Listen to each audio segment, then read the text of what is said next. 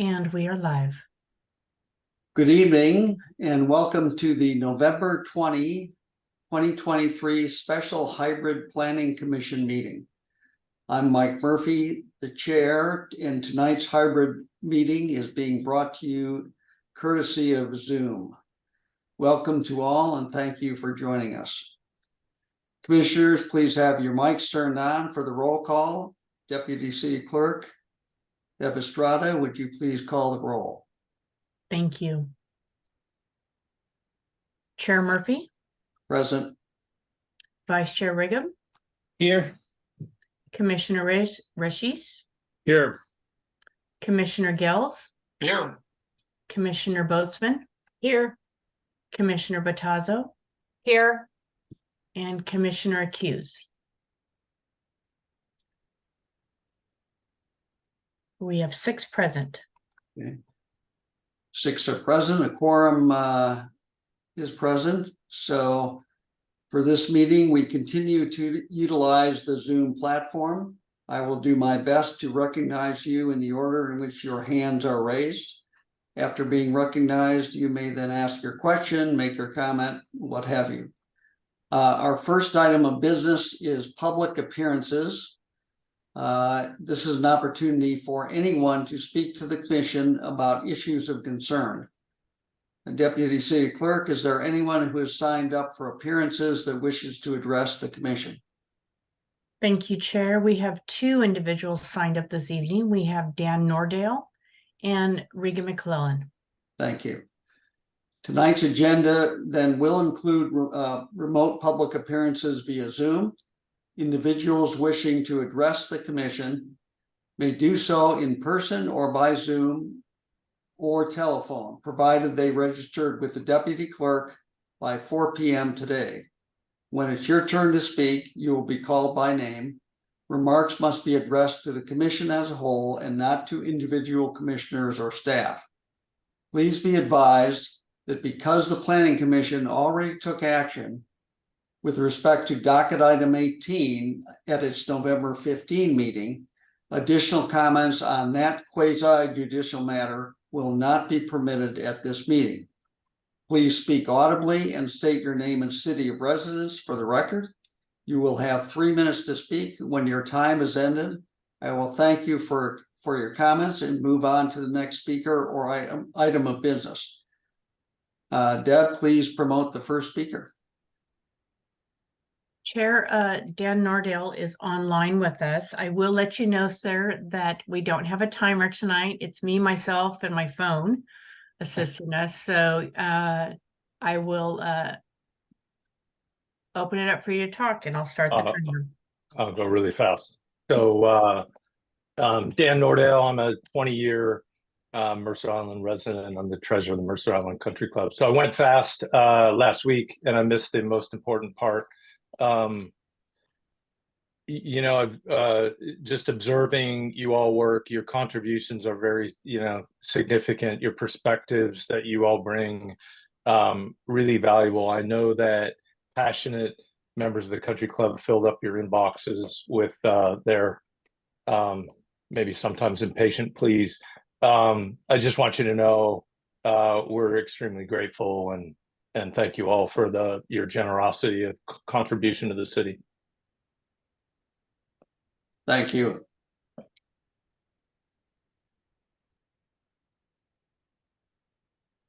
Okay, the next person on our list to speak is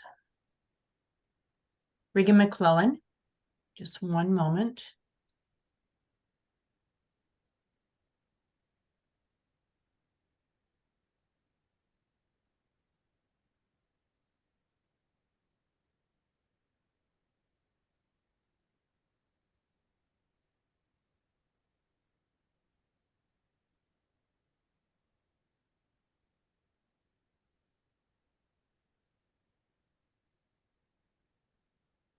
You should be joining us shortly.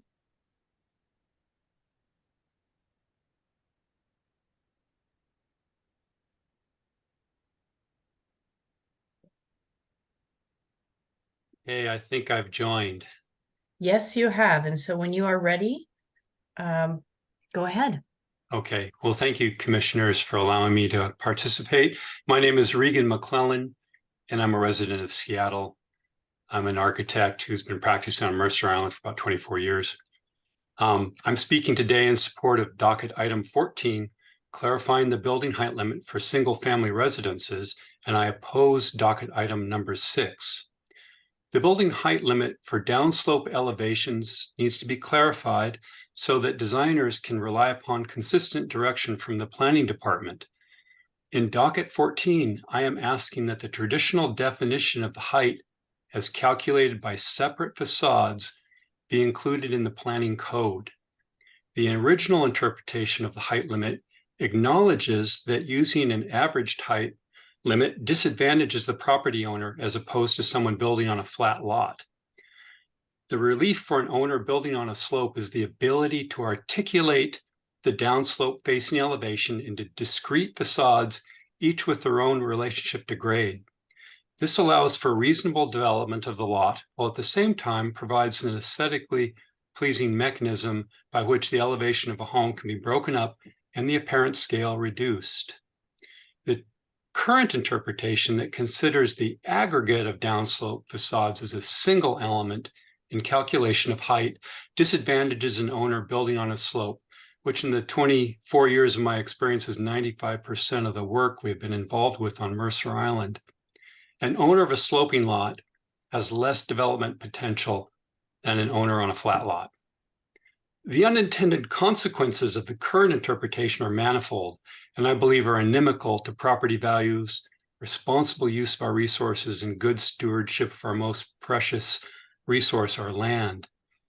The current interpretation will drive development in the following ways.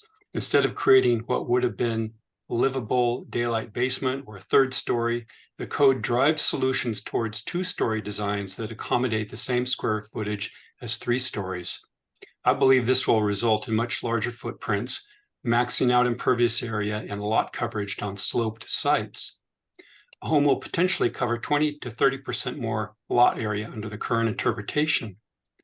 A larger footprint from a home will increase costs by increasing excavation, foundation work, shoring, and roof area. A larger roof area will increase the amount of stormwater runoff generated by the home. It will also increase the disturbance of critical areas, as we're often working on slope critical areas. Docket item 6, a proposed change in the height limit, will compound these negative impacts by changing the height limit to the top of the roof structure rather than the underside of the roof structure. By this change, roof height will now subtract from the usable vertical height of the current code. This will result, I think, will result in 2-story homes, even on flat lots with no expressive roofs at all. With no height allowed for a gable or a single pitch roofs, this code change will effectively shape future homes into 2-story warehouse-like boxes that will spread out to fit the maximum building envelope on each site. Mr. Klein, I need to stop you. Thank you. I'd finish. Thanks. Okay. Thank you, Regan. Are there any other appearances? No, sir, there are not. Okay. Okay, so now we can move on to regular business. The first item of business is to review and consider approving the November 15 special meeting minutes. May I have a motion? So moved. Second. Been moved and seconded. Is there any discussion about the minutes or any changes that are needed? Hearing none. Deb, would you please conduct a roll call vote? Thank you, Chair. Excuse me. Chair Murphy, Aye. Vice Chair Riggum, Aye. Commissioner Hughes, Aye. Commissioner Bottazo, Aye. Commissioner Boatsman, Aye. Commissioner Gels, Aye. and Commissioner Rashiz. Aye. Thank you. And let the record show that Commissioner Accused joined us at approximately 6:09 p.m.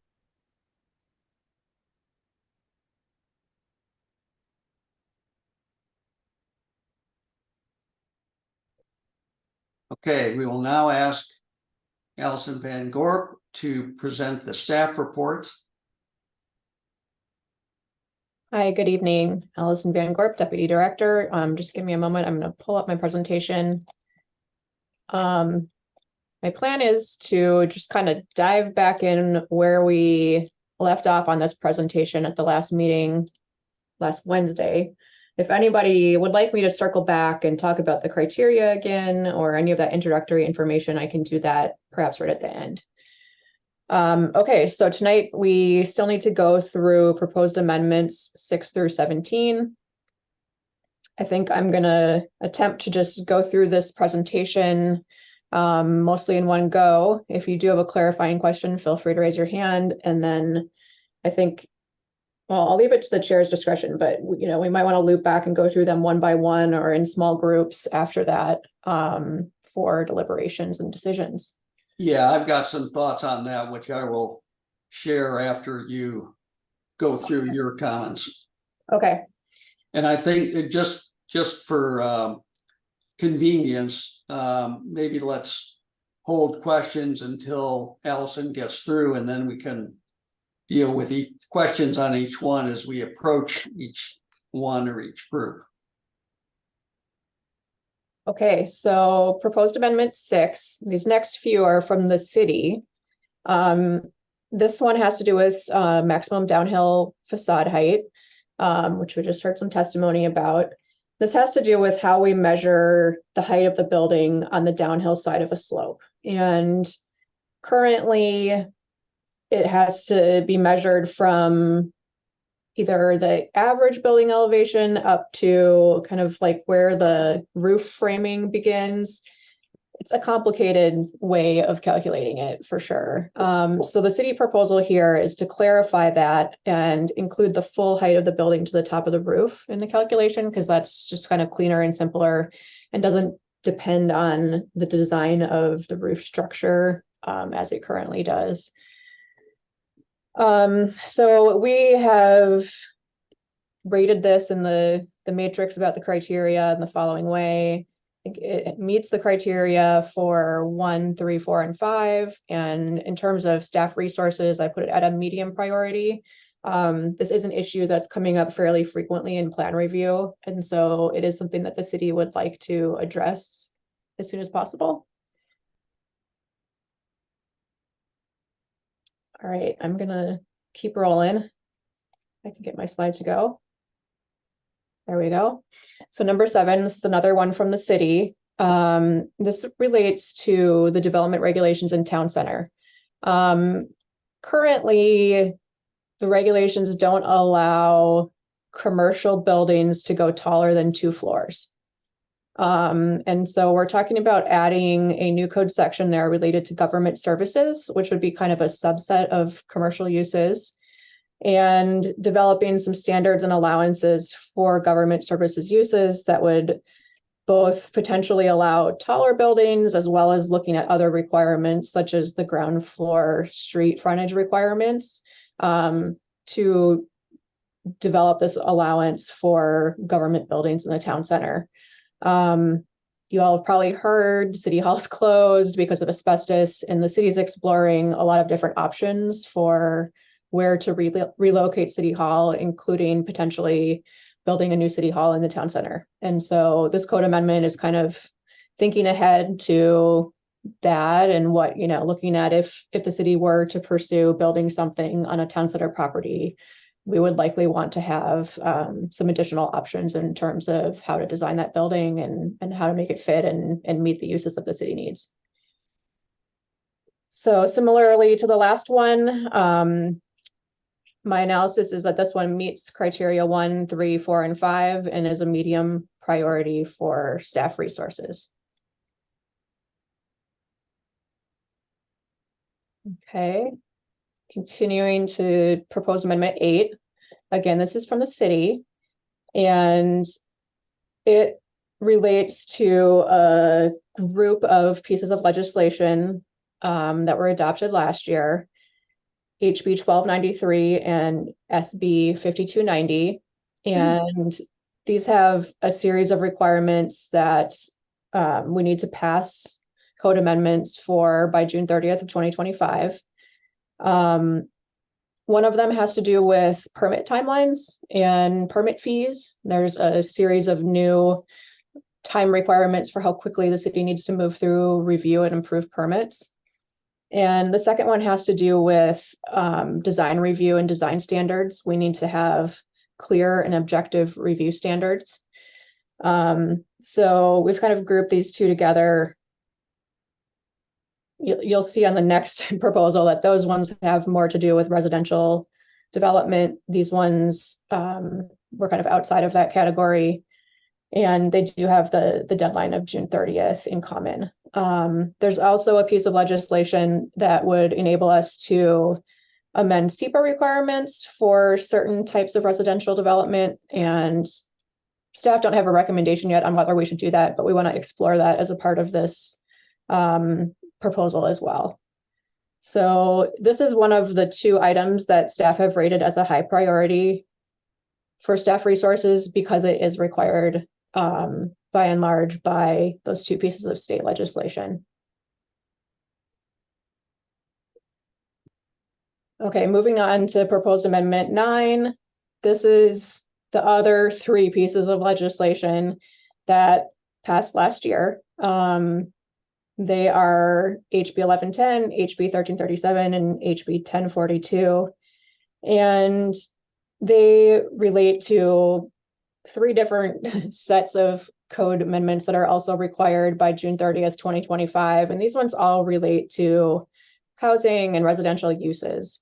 The first one, 1110, is what's been called the Middle Housing Bill, and it has requirements for allowing 2 to 4 units per lot on all residential lots. 1337 is the accessory dwelling unit legislation that will require us to make some modifications to our provisions for ADUs. And the final one relates to allowing conversions of commercial or mixed use spaces into residential space. So if someone was looking to take, say, an office building and convert it into residential space, it helps make that easier to do. So we'll need to address all of these over the next 18 months or so. And we're wrapping into this as well the work that was previously proposed on the residential development standards. So we want to consider all of these changes to the residential codes together and on the same timeline. And again, we've rated this one as a high priority since these 3 pieces of legislation require us to move forward quickly. Okay, this is the final proposal from the city, number 10. And this one relates to temporary uses. The city code currently does not allow for temporary uses outside the town center. And the allowances within the town center are pretty restrictive. They only allow existing businesses to do things kind of adjacent to their business. So that's been an issue, for example, during summer celebration or the pumpkin walk, when the city wants to bring in like vendor booths or food trucks or things like that. We have temporary provisions in place right now to allow outdoor dining in the public right of way, but we do not have permanent regulations to allow that. And there's frequently other kinds of proposals for temporary uses, like people wanting to do a produce market on the weekend or different kinds of food trucks or things like that. And we don't really have a way to review those uses or allow those uses currently. And so we're looking to do kind of a comprehensive redo of to create temporary use provision allowances throughout the city, and then update the current provisions for right-of-way use and commerce on public property to align with that.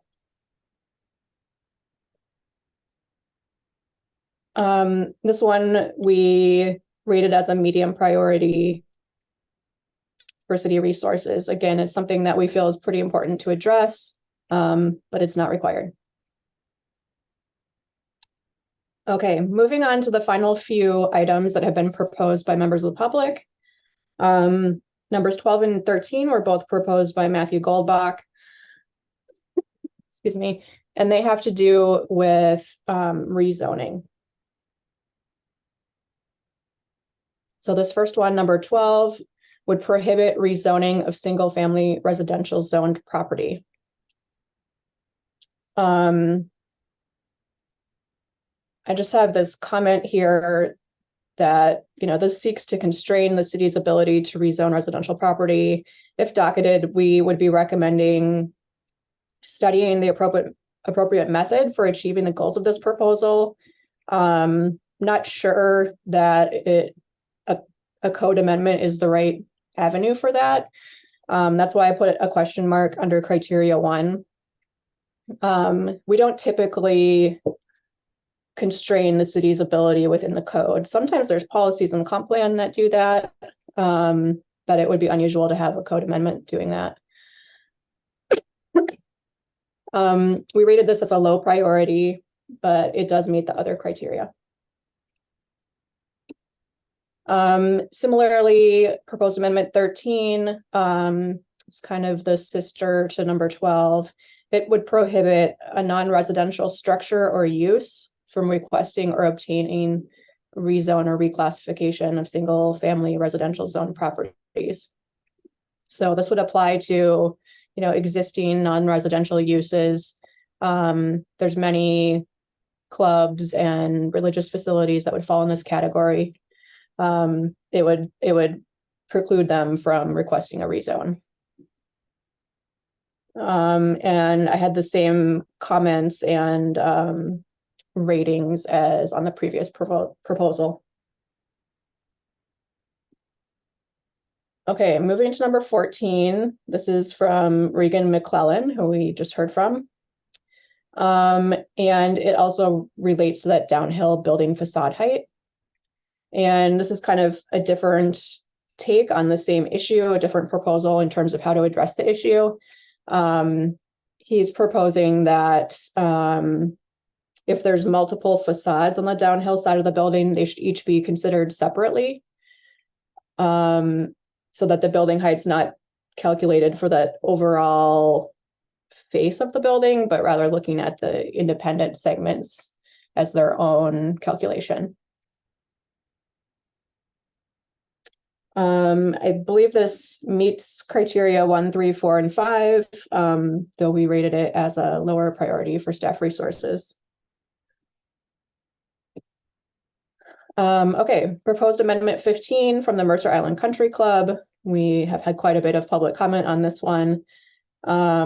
This similarly to, let's see, it's number 10 that I was just talking about.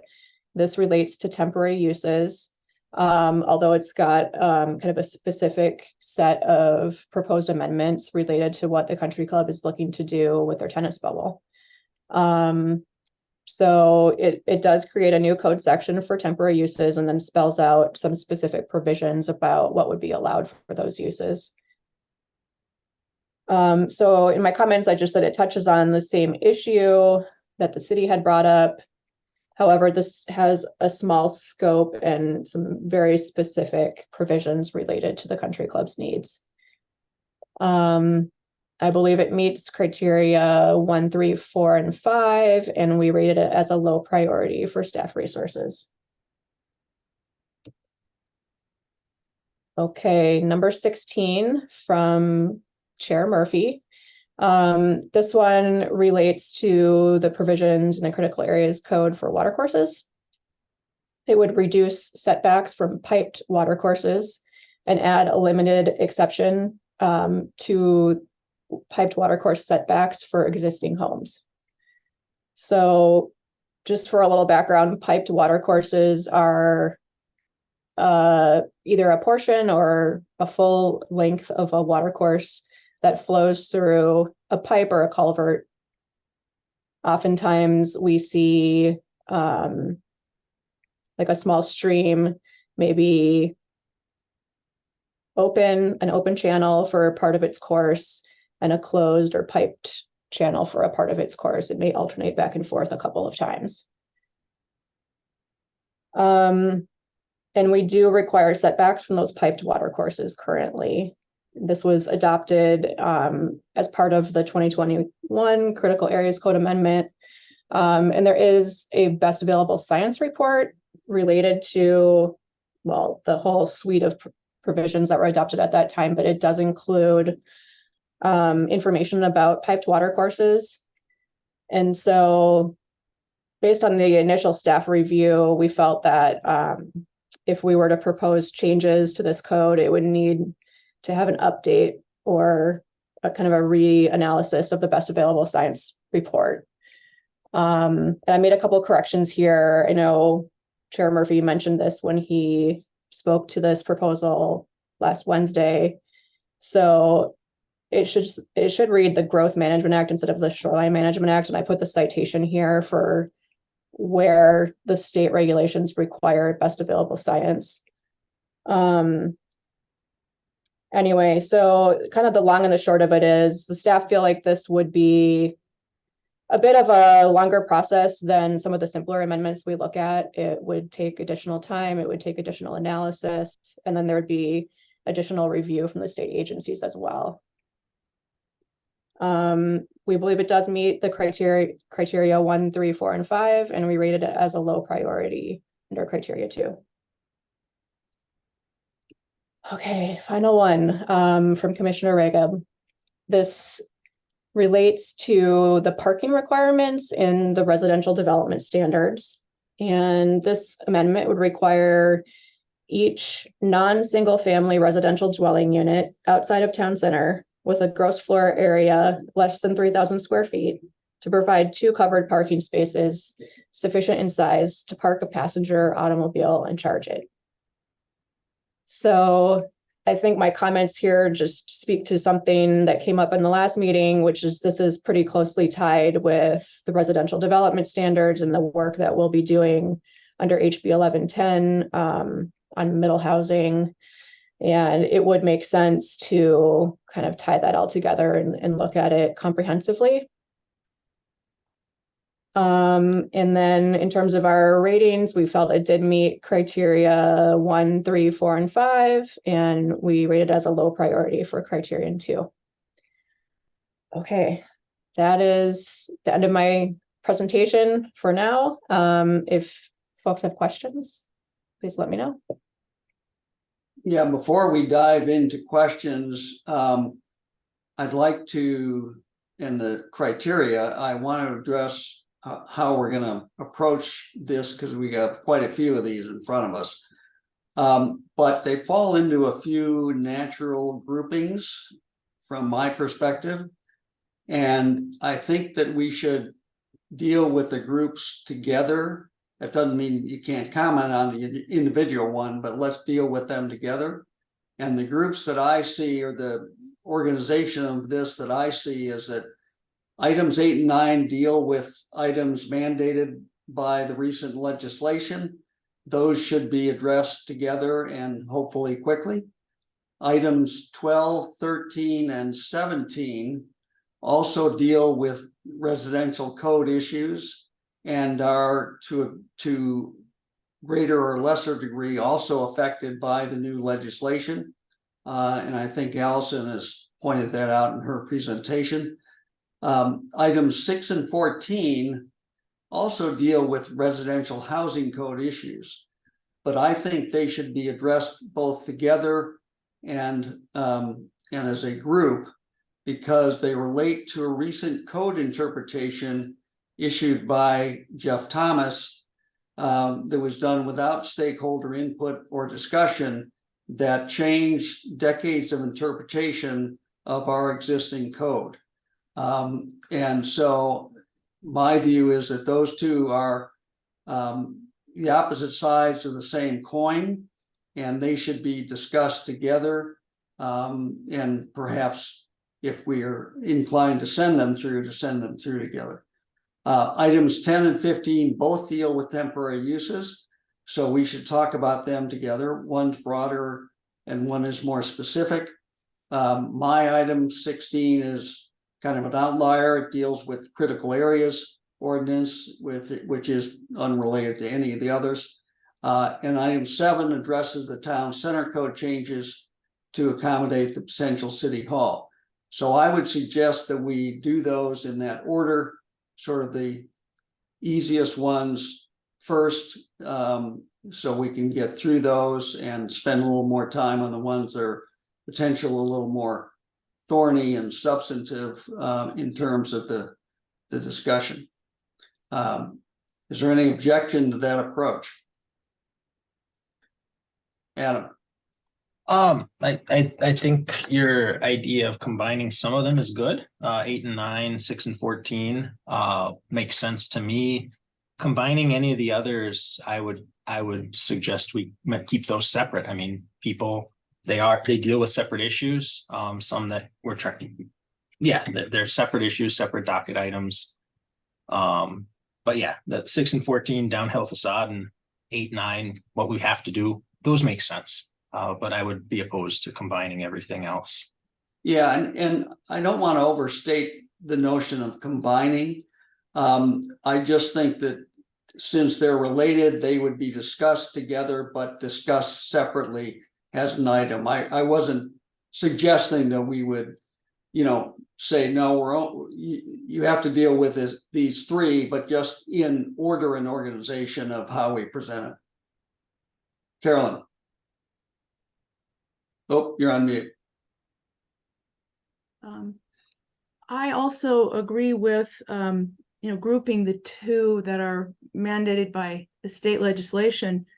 Also have reservations about too much combining of the others. Now, I think maybe the idea of discussing them in that order would be useful, but it's just been my observation over the years that the quality of our comparison of a proposal to the criteria goes downhill sharply when we try to consider some together. So I would really like to get a chance to consider the criteria for each one.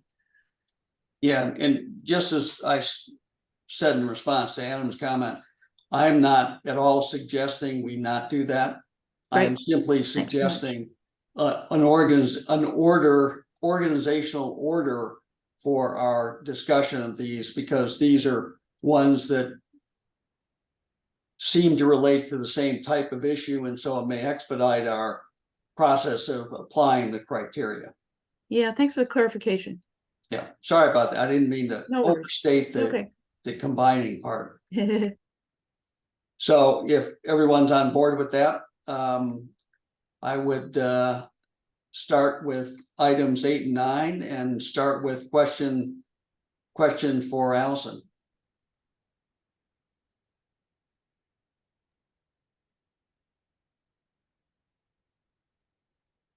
Carolyn.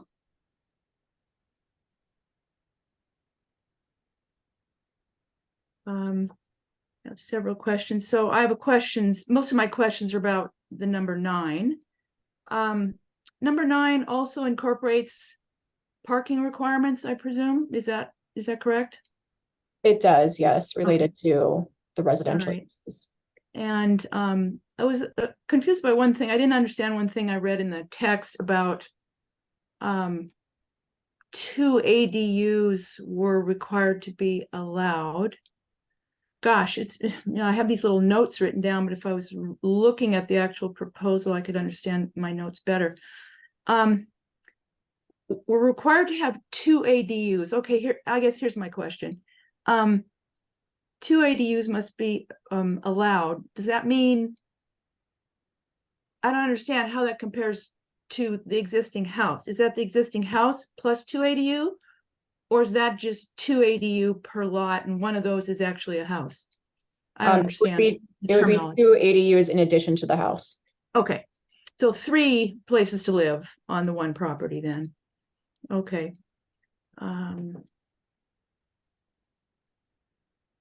Okay, I think that's my questions on that one. Thank you. Chris. For Allison, just really quickly, it wasn't clear that the criteria under E1B apply here. Wouldn't these go under E1A? State law requires or a decision the court or administrative agency has directed such a change? I think most of what's listed here would fit under that. That's true. But we are also adding in some additional amendments at the same time, potentially, because we want to consider other changes to the residential development standards that have kind of come out of staff analysis, as well as community outreach, outreach to the development community. Looking at, the residential development standards were updated back in 2017, and there's been some lessons learned from that we would like to incorporate in addition to the state requirements. So you're saying because it's broader than just what was required by state law, we should look under the B criteria. Correct. Okay. Adam, I'd like to maybe clarify my understanding of Amendment 9 coming from the city and how you mentioned it deals with parking requirements. My reading of House Bill 1110 states that there's a maximum parking requirement that can be required per residential lot, but it doesn't mandate any parking requirements. It just says we have to treat middle housing the same as like whatever else is in that lot, in that zone. So that was kind of the reason behind mine. So I don't think, Allison, am I correct that 1110 does not have any minimum parking requirements? It just establishes a maximum that we can't go over. I think you're mostly correct with one exception, and that is in the area that's a quarter mile from the light rail station. We cannot require parking, I believe. Oh, and I think I read that differently also. I think if the city produces a study showing that it's significantly less safe for vehicle drivers or passengers, pedestrians, or bicyclists, and some commission agrees with that, then we can implement parking requirements within that. I think that's correct. Okay. Yeah, that's I don't know, 6 or 7 alpha of, yeah, anyway. Okay. Yeah, I mean, these are all things we'll delve into in much more Understood. detail Yeah. during the legislative review. I didn't want the impression to get that, oh yeah, we'll put in parking minimums because they're required in a proposal. Yeah, I mean, I just think that when we look at the residential development standards in this comprehensive way, and we start considering how are we going to add in all of these new housing types we need to add in, parking will be part of that conversation. Okay, understood. Thanks for letting me clarify and for clarifying my understanding. No problem. any other comments before I go back to Carolyn? Oh, sorry. Carolyn? I was wondering if we could get the proposal up on the screen so that we could be kind of looking at what we're talking about here, please. Sure, just the slide that I had before. Well, that might do it, although my questions were written down according to something I read in the packet, so I don't know if that'll work or not, but let's give it a try. Okay. I just have a note to myself that I did not understand the second paragraph about this topic in the packet, and that would be number 9. I guess maybe I need to see the packet. Could we look at the staff memo in the packet, please? If you give me a few minutes, I don't have that right up on my screen, so I'll need to find that really quick. Thanks.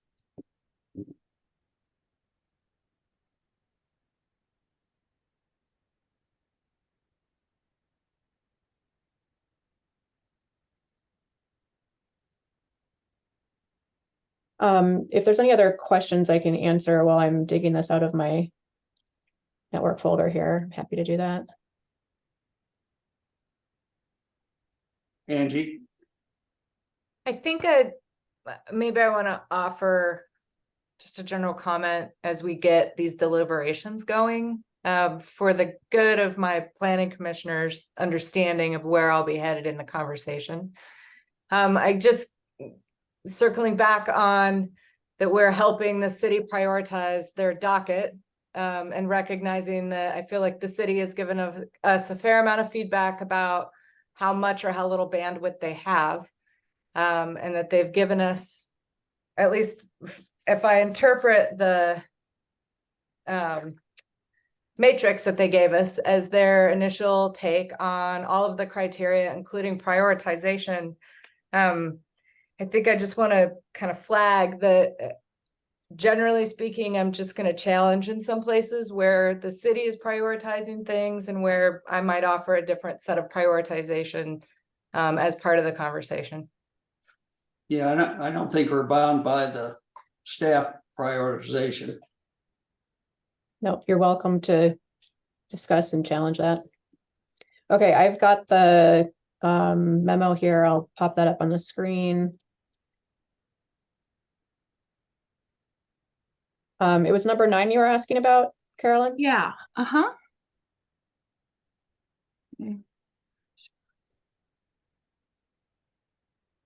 Okay, yeah, this is the thing I didn't understand.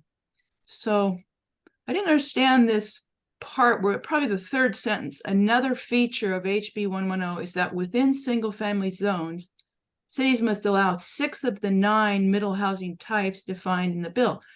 So that sounds like anywhere in the city in a single family zone, no matter where it is located in relation to transit, that 6 of the 9 middle housing options must be allowed. So I look at the things listed there, and it looks to me like the entire city has to have duplexes, triplexes, fiveplexes, sixplexes, and so on and so forth.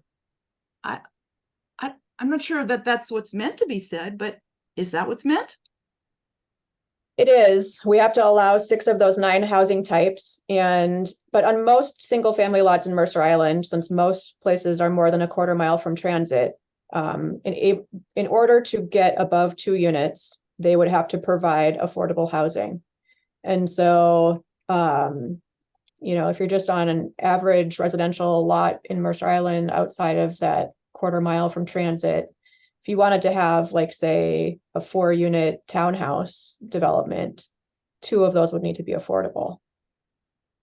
Okay, so what this sentence I think maybe is a little unclear, is that it means that within single family zones within the 1/4 mile from transit, That's the only place where they'd be allowed outright without doing this affordability. Okay, I thought that was a little unclear there. Thank you. Yeah, sorry, it's unclear. It's just how the legislation was written. I use similar wording. Okay, thank you. Angie, Sure, Murphy, can I make a motion? well, if there's no further questions on 8 and 9, you may. Seeing none, you're free. I'd like to make a motion to accept 8 and 9 for the final 2024 docket. I'll second that. Okay. Been moved and seconded. Any further discussion? Seeing none, Deb, would you like to call the roll for the vote? Thank you, sir. Okay, Commissioner Hughes, Aye. Commissioner Boatsman, Aye. Commissioner Batazzo, Aye. Commissioner Gills, Aye. Chair Murphy, Aye. Commissioner Rashis, Aye. and Vice Chair Reagan. Aye. Thank you. The motion passes unanimously. 8 and 9 are recommended to be added to the docket. So in my outline of ones, I would like to jump to 12, 13, and 17, because they naturally follow on what we just did. Are there any questions regarding 12 or 13 for Allison? Kate? Are 12 and 13 in conflict with the state laws that were passed on housing? It's a good question. I can't give a definitive answer right now. I think on their face, they're likely not, but it'd be worth giving that some more detailed analysis. Because all these pieces of legislation we've been talking about relate to things that are already zoned residential. And what you need to allow on them, whereas this is saying they have to stay residential. Well, I think it's more than that. I think the question is single family versus multifamily, which I assume is the thrust of Yeah, Kate's that's question. true. That's true. I mean, one thing that we might be considering, assuming these get docketed and we start working on it next year, with 1110, and mainly at 1110 is, whether we continue to call it single family residential. Many cities are moving to something called neighborhood residential or a similar term, because it really isn't single family anymore if you're required to allow 2 units or more. That was, I guess, the point I was trying to Okay, thank you. make with Sorry. my question. Thank you. Yes. So, I think this term single family may become a thing of the past and might be problematic here. Yeah. It also would appear to me to conflict with what we did on Wednesday. So, If I could just follow up on my question, just to close the loop, because that was a legitimate question. It seems to me that I am personally a proponent of single family housing. And I think that there should be some single family housing, and I actually don't want to see that zone go away entirely. And I think in order to protect single family housing and not have that zoning disappear, then we can't have 13 and, or is it 12 and 13, 13 and 40? Sorry, I don't have the paper in front of me. 12 and 13. 12 and 13, I'm tiny little screen here. I'm concerned that in an effort to protect single family zoning, doing something like this, we would end up with a substantial legal challenge that would preclude us from being forward thinking and coming up with our own way of how we want to deal with this. I think there's a lot of value in having some single family housing preserved. So I think that it's dangerous to say no to everything that the state's just pretty blatantly put in front of us as a must do. And that probably informs how I'm going to vote on these. Adam? I would think, we can, my understanding is this House Bill 1110, we can say whatever we want, but within that range of transit, that overrules whatever we say. So it doesn't seem on the surface, and I'm not a lawyer, I'm just an engineer. It seems on the surface that, proceeding with 1 or 2 of these would not, immediately cause trouble.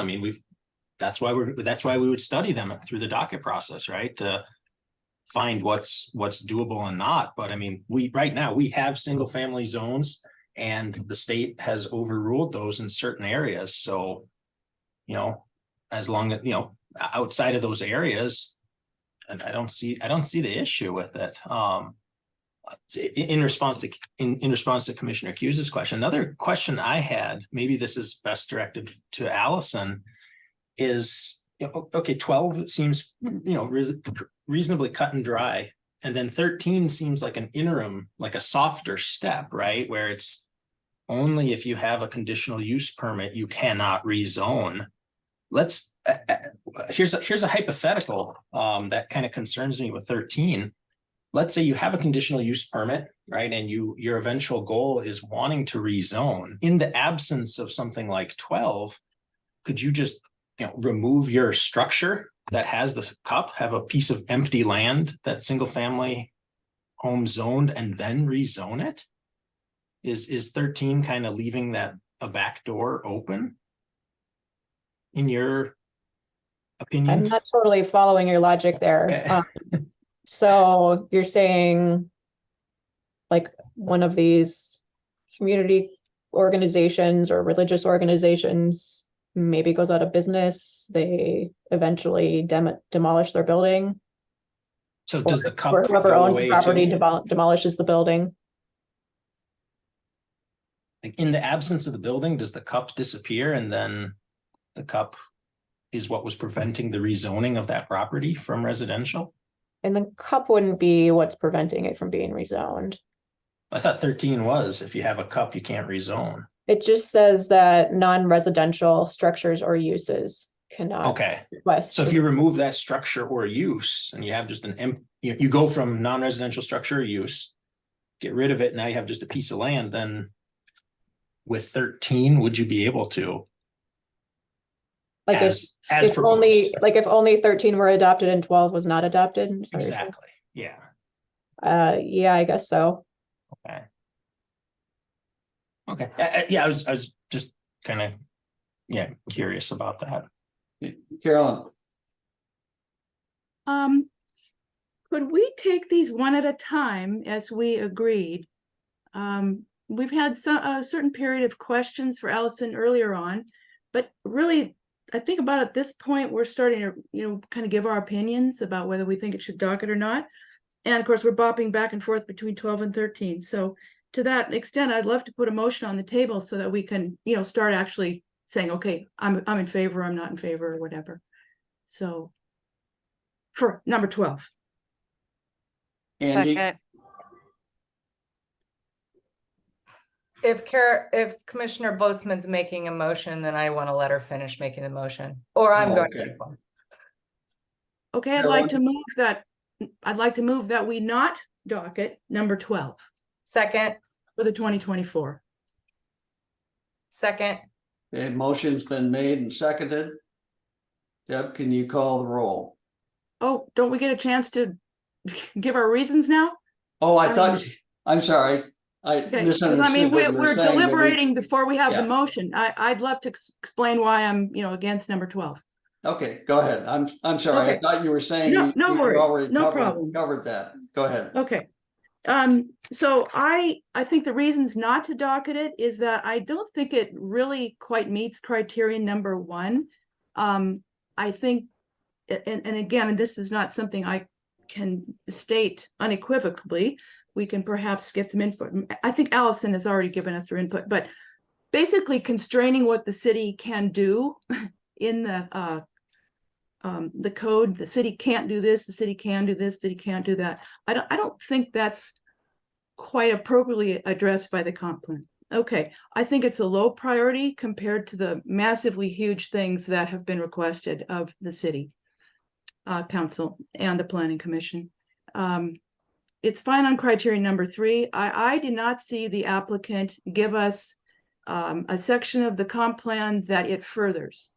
There were a number of things that he said about why he didn't think it furthered, but he didn't tell us what does it further. And other than that, I think it meets number 5. So there's a couple criteria there what I think are firmly not met. So I would say that according to our instructions, that would not fly for a recommendation. Okay, Adam? We had this discussion last year, right, about the criteria. City council has to follow those criteria. They're recommendations for us, right, for these 17. So I would support I would oppose the motion and support the docket proposal for 12. I think, nobody moved here wanting to have their next door neighbor become a gas station or a supermarket. That plus all the stuff we read in the news from our state legislatures, like we need housing. If we have a council in the future that's very excited about business development and the retail taxes that they can harvest from that could put people in that situation where their next door neighbor becomes very heavy commercial use. So I mean, we're in the suburbs. People move here for peace and quiet, and our state has a housing problem. So I would support 12 for that. Okay. Anyone else before I go back to Carolyn? Carolyn? Regarding whether we're using docket criteria in E. I think, Adam, you raised that as to whether these are the criteria that we're using. Am I right? Okay. I proposed last year that we send a letter to the council, perhaps recommending that we develop new criteria for the planning commission to use, that in some cases the criterion E might be more appropriate for the council. And the city code is a little bit confusing on that regard, but the commission did not agree to send that request to the council. So as far as I am understanding, the interpretation by the city is that the docketing criterion E are the criteria that we're using. Okay. No further comments? Deb, do you want to call the vote? Thank you, Chair. The motion is to reject number 12. I have a motion by Commissioner Bozeman, seconded by Commissioner Bottazo, to not docket Amendment 12. Vice Chair Rios, Nay. Commissioner Bottazo, Aye.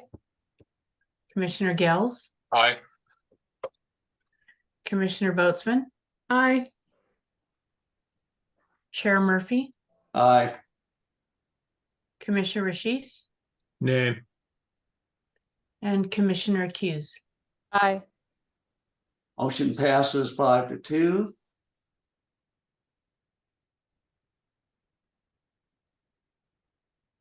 So now let's move on to 13. Is there any further discussion of 13 or questions on 13 before we get a motion on the table?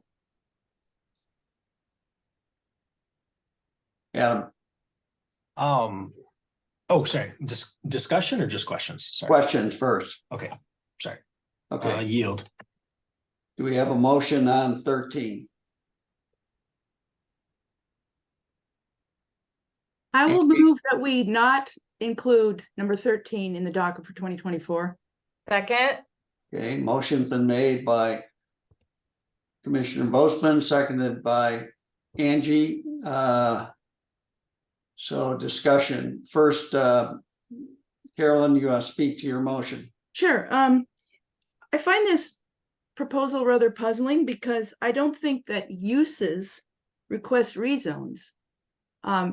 Property owners request rezones. And so the idea that this happens to be a use that has a conditional use permit, to me, it doesn't make sense that the people that own that property can't apply for a rezone. So the whole thing just doesn't make sense to me. Low priority criteria number 2. So those would be the reasons I would, well, yeah, that's it. Those would be the reasons why I don't think it meets all 5 criteria. Angie? I want to acknowledge something Commissioner Accuse said about recognizing what both 12 and 13 were trying to address. And recognizing the importance of maintaining the diversity of and the focus on certain types of zoning requirements. I think if we're reading 12 and 13 with good intent, they seem like ideas that need further clarification. And so I just want to acknowledge that it doesn't appear, just based on reading 13, reading criteria at 1 and 2, that it quite meets that need. So I would invite or encourage maybe coming back next year if it has more clarity. Okay, Adam? I'm not really convinced to support 13. I do think it had a lot of good background information as to why the applicant produced these 2 proposals. I like the intent, but yeah, to me, it seems like you can't hamstring a person who has a cup. Like, we should treat all uses in residential the same. But I guess to Commissioner Bottazo's comment, if we want to acknowledge it, last meeting, we're talking about one reason to docket something is to not lose track of it. As it just a thought. I'm not going to support this one because I would have supported 12, but I do support the intent of this, and yeah, had some good background info. I would make note, I think your comment, Adam, is good about not losing track of these things. But the staff has reported to the city council and shared with us in the packet for the 15th, their new matrix or spreadsheet for tracking these things. And so I think the staff is tracking them. They've been asked by council to track them and they've reported back that they're doing it. So I think the idea of putting something on the docket so that staff doesn't lose sight of it, that it doesn't completely fall off the radar, I think is taken care of separately. But it is a valid concern. Carolyn, final comment before we move to a vote. I thought, again, I don't have it in front of me, but the tracking is only for things that were docketed. Isn't that correct, Allison? Yeah, I mean, we add everything that's proposed, but if it's not docketed, we don't continue tracking that issue or idea. Okay. Yeah, we discussed that in regards to Dan Thompson's proposals that the city council wants them to be tracked. And so if they were docketed, they would be tracked on that spreadsheet, but are not going to be otherwise. Okay, Correct. Thank you. I read the spreadsheet differently. They're all on there, all the way back to 2020. So I'm not sure about that interpretation. So let's move on to the vote. Sure.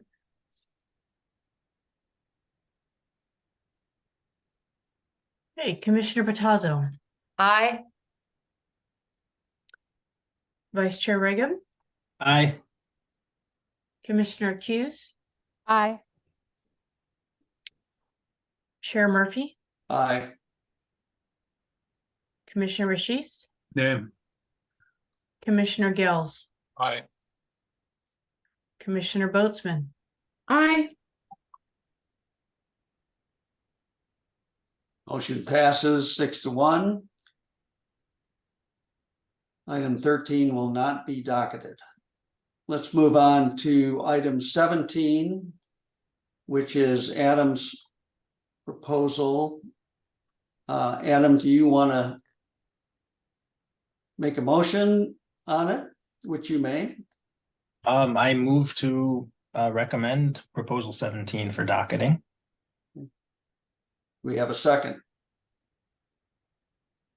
I'll second it for discussion purposes. Okay. Adam, you want to speak to your motion? No, I guess I'll speak to questions. I had my 3 minutes okay. last week, so I'll speak in discussion with other commissioners. Any questions for staff or Adam? Carolyn. Okay, so you're proposing covered parking for, I think, dwelling units. Help me refresh my memory. Is a dwelling unit, can that be a condo, an ADU, an apartment? Are we talking about, what is it? What's a dwelling unit? Sorry, I should know what a dwelling unit is. Somebody help me. Oh, Adam, go ahead. Allison? Oh, okay. Didn't want to. No. Unless Allison knows. Yeah. I can give you the general definition of a dwelling unit, and then maybe Adam can speak to what he did with his proposal. I mean, a dwelling unit is a space designed for living. It needs to contain, a kitchen, a bathroom, and a sleeping area. So an ADU is a dwelling unit then, right? Kind of, yeah. Okay, so, and Adam, then I would direct my question to you. So for an ADU, you want them to have 2 covered parking per ADU? And what if there's 2 ADU plus a house on a single family lot? Then you have 6 parking spots for, so this is what I'm a little confused about, or wondering about, actually. Go ahead, Adam. Great question. And in the further research I've been doing since proposing it, we don't want to overburden parking. I think, in that situation, 6 parking units for 2 ADUs and a single family house, that's onerous. Sammamish has a nice piece of code 21050112 Charlie 5 Alpha that says if a lot already has 4 parking spots, then the ADU does not have any additional parking spots necessary. So I think, it's been over a month, right? Since almost 2 months since I've proposed this. I think there's some work that can be done on it. But I think the intent here is to fill a gap, right? Our code says each single family dwelling, and we are going to be having multifamily dwellings. And right now there would be 0 parking requirements there. Before moving to Mercer Island, my wife and I lived in Capitol Hill, and parking was a pain. We had to park 2 or 3 blocks away and walk. And thankfully we didn't have young children at the time.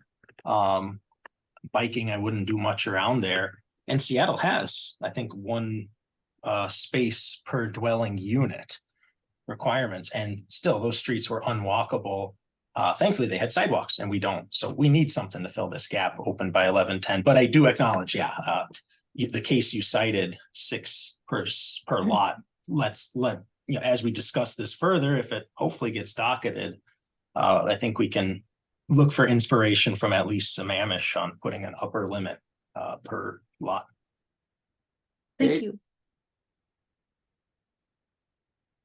Yeah, thank you for recognizing me, Chair. I think this is overly burdensome. I think there are a lot of single people that would move into a 2,000 square foot place, especially with the salaries our wonderful tech folks are getting paid. So I don't think a single person should have to have 2 parking spaces. I don't think it makes sense.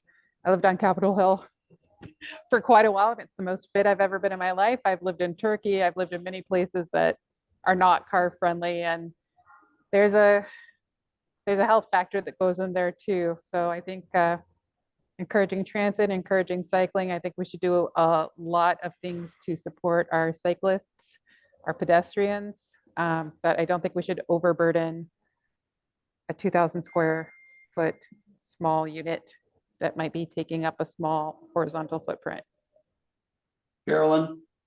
A question with a viewpoint as well. I mean, I'm thinking that the parking issue is going to be worked on under the legislation mandated by the state, as far as I understand, under numbers 8 or 9, I can't remember which one.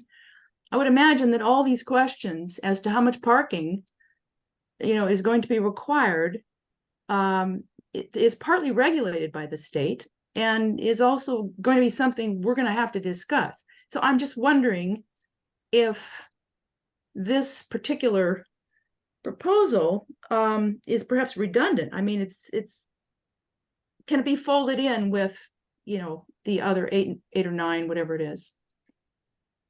Allison, maybe you could help with that question. Yeah, I think the question is it likely that parking requirements associated with the different types of housing units will be addressed in connection with 8 and 9?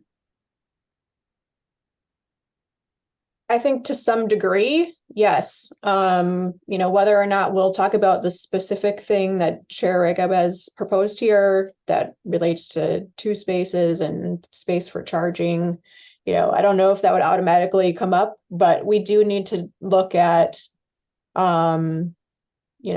what the state requirements are for those areas near transit, and then how we want parking to work now that we're going to have to allow, up to 4 units on a lot. And there are some state rules there about what we can and can't do. So, we'll be looking at all of that in a general way, and whether we'll get to the specific things that he's proposed. I think, obviously in that discussion, he could propose this idea and the commission could give staff direction on whether or not to pursue it. Yeah, that's kind of where I was thinking. Carolyn? Yeah, that's what I'm thinking too. Given that when we've discussed the proposal, there's actually some uncertainty as to how many parking spots the proponent is in favor of, I would say that I would be opposed to the docket item in its current state, and also consider that it's going to be addressed in other ways with other docket items. Okay. Adam, final thoughts? Sure. Yeah, I'll just speak process wise, not details, but I think my concern is as city has stated to us, their resources are short and very limited. There is no parking that is required by 1110. So my concern is we do the bare minimum so that we don't, break the rules of June 30th, 2025. So I think this is an important thing. It's not, there's no minimum required by 1110. There's only a maximum. Let's not mess this up. Okay. No, seeing no further hands. Deb, you want to call for a vote? I believe the motion is to adopt number 17 into the docket. That's correct. The motion was made by Vice Chair Reagan and seconded by Commissioner Boatsman. Commissioner Gills, Nay. Vice Chair Reagan, Aye. Commissioner Hughes, Nay.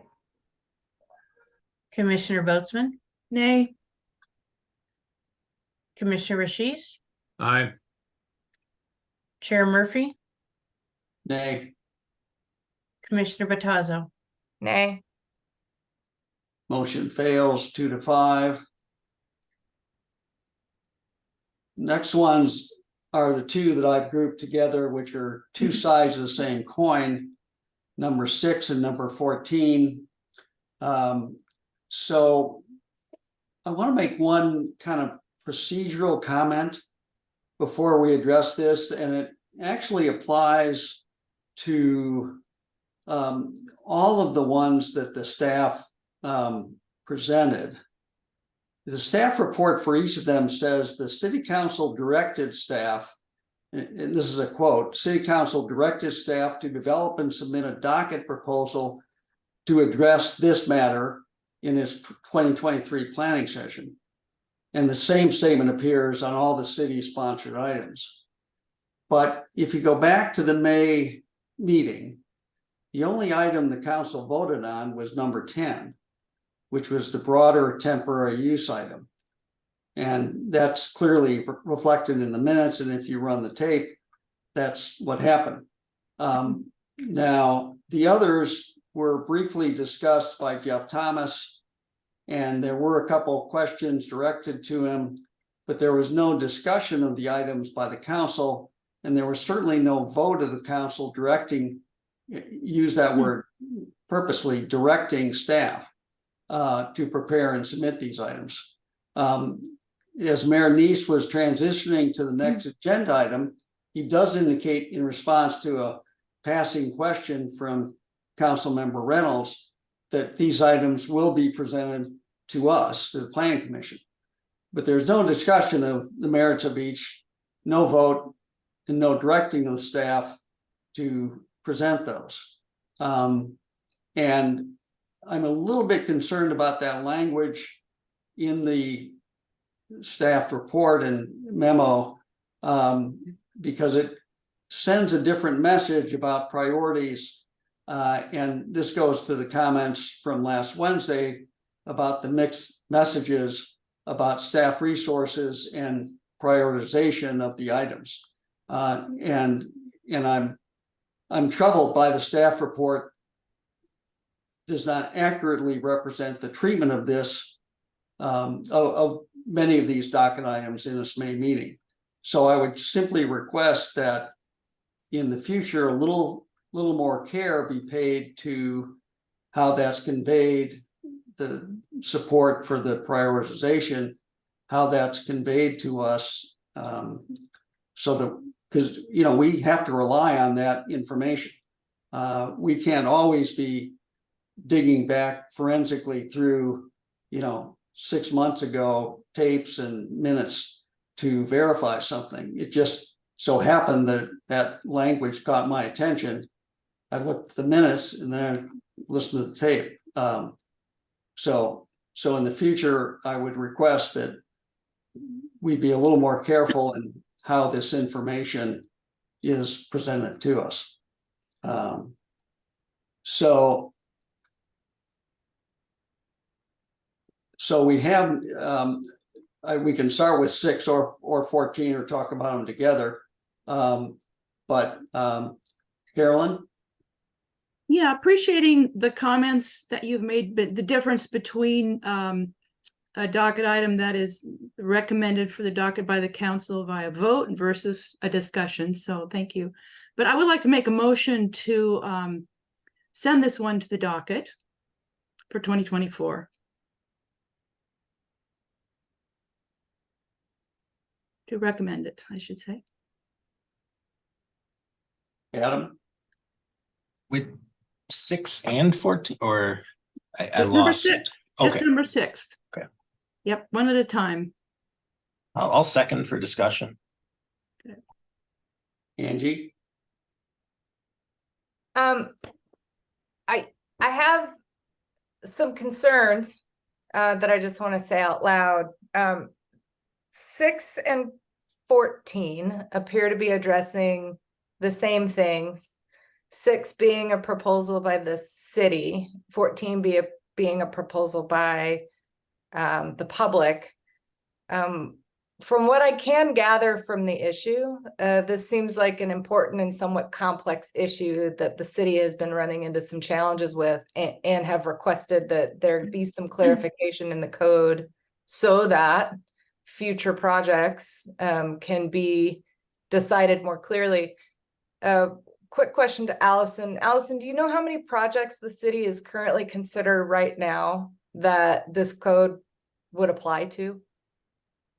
Oh, like projects that are under review right now in permitting? Yes. I do not. Do you have an average number per year of projects that this would apply to? Well, I think we're permitting in the order of a couple dozen single family homes each year. And so this would apply to most of those. Like we heard in the public testimony earlier, most single family homes in Mercer Island are on a sloping lot, and that's when this comes up. So I guess for the good of the order, one of my concerns is that we live on Mercer Island. It's very hilly. We need to continually evolve in how we're regarding treatment of our land and land uses and what we're able to do. Sometimes it's easier to reach for what seems like a simpler solution, but we lose sight of maximizing our opportunities to innovate, to make smaller footprints. I have concerns that if we send both 6 and 14 forward, I'm not sure how well they'll both be equally treated and continue some confusion in the future. I'm almost inclined to only send one. So I'd like to hear if anyone else has any idea on this one further. Kate? Thank you, Chair. I'm not comfortable with them both addressing the same topic and the city's item being made medium priority and the resident item being made low priority. I think that's not a good look. Generally, I also think that the city's proposal has a lot of potential to negatively impact architectural design of future buildings. And I understand part of the reason that it was presented was because architectural design has shifted. Some of those flatter roofs make it more complicated. I get that it's complicated. I think it's just gonna make for some really unappealing design if people have to work in that constraint. But I'm not convinced that 14 is the answer. And I'm concerned that it could lead to even more confusion. So I would like to see neither or both move forward. And if both move forward, that they be given equal treatment. I'm really concerned as well about them. I'd almost just assume move 14 forward for consideration than 6 at this point. I'm frustrated with how this is presented. I'll stop there. Chris? Talk about the same mindset. I think the issue seems like it's one that needs to be dealt with. If I had to choose one, I'd probably choose 14, but I'd like to see both of them go forward and just throw the problem forward and have them dealt with together. And maybe some other solution comes out of it. But the motion that only has 6 going forward puts me in a bit of a bind, because I wouldn't want to vote for that and then you have 14 not go forward. So I'm not quite sure what to do about that problem. Okay, Adam? I agree with Commissioner Hughes's kind of questioning, the same topic, addressing at a medium and a low. That kind of surprised me too. Here's perhaps a process question. Let's say we were to reject 6 and push 14 forward, would the city still be able to give their recommendation as 14 goes through the docket process? We're not picking the final solution, right? We're just saying this is an issue that warrants docketing and all of the procedures and discussion and research that entails, correct? Yes, if 14 were docketed and 6 was not docketed, I think the staff would analyze the proposal. We may have an alternative recommendation from staff that, perhaps would have similar outcomes, but a slightly different approach or something like that. I mean, an example might be with the Beach Club code amendment earlier this year. The Beach Club had come in with one proposal initially. In the first staff report, we proposed something slightly different, and that ultimately changed 3 or 4 more times and turned into a bigger amendment. So I could see a similar thing happening here. Given that, I'd be inclined to not support 6 and support 14, since we'll get the city's input anyway. Carolyn? The only difference in how the criteria are evaluating 6 and 14 is one of them is considered to be of moderate importance for staff use and one is considered to be low. So they both, come out, if we're looking at the criteria, which we gotta focus on the criteria, they're about the same. We are tending to get into a discussion of the merits of each one, which we're kind of not supposed to do because these are very complicated questions and we're really not in a position here to think one or the other is better for the housing, architectural purposes. But what I would like to sort of suggest that maybe a solution to this is to fall back and recommend that the council docket consideration of the height of residential structures on the downhill side. Consider it for review and possible update without recommending a particular approach. Now we do have this motion on the floor. I made a motion for number 6, but we can rewrite what the recommendation is, and certainly it's an area there's confusion. It needs to be solved. Carolyn, I think you're correct. There is an area that needs to be solved. I want to remind everyone that it's an area that needs to be solved because the city issued a code interpretation unilaterally without bringing in the stakeholders to discuss the issue, which changed a decades-long interpretation of the downhill slope. So it does need to be addressed. And I'm a little concerned about, just throwing it up there and rewriting it because, as you pointed out, Carolyn, it is a very complicated and frankly wonky issue. But I think the question we have right now is, should we be sending 6 through separately?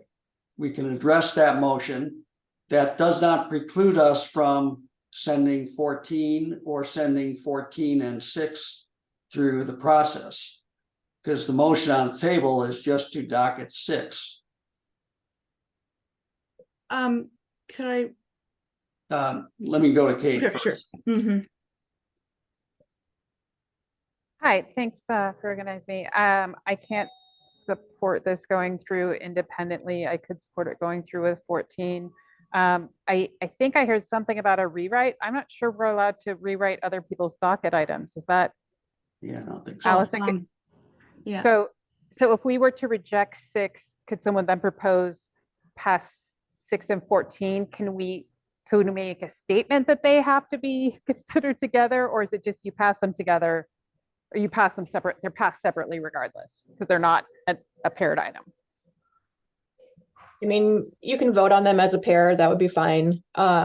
We could include additional language in the written recommendation about the rationale behind that, or that, you generally think something needs to be done about this issue, and so you've docketed both of them for consideration or something like that.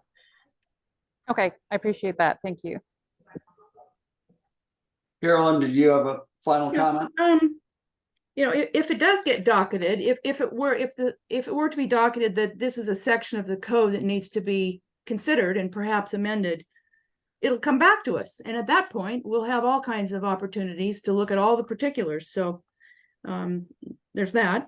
And my understanding is that we can write our own docket item. If both 6 and 14 were rejected, we can write a docket item and recommend it ourselves, which can be written in a much more general way.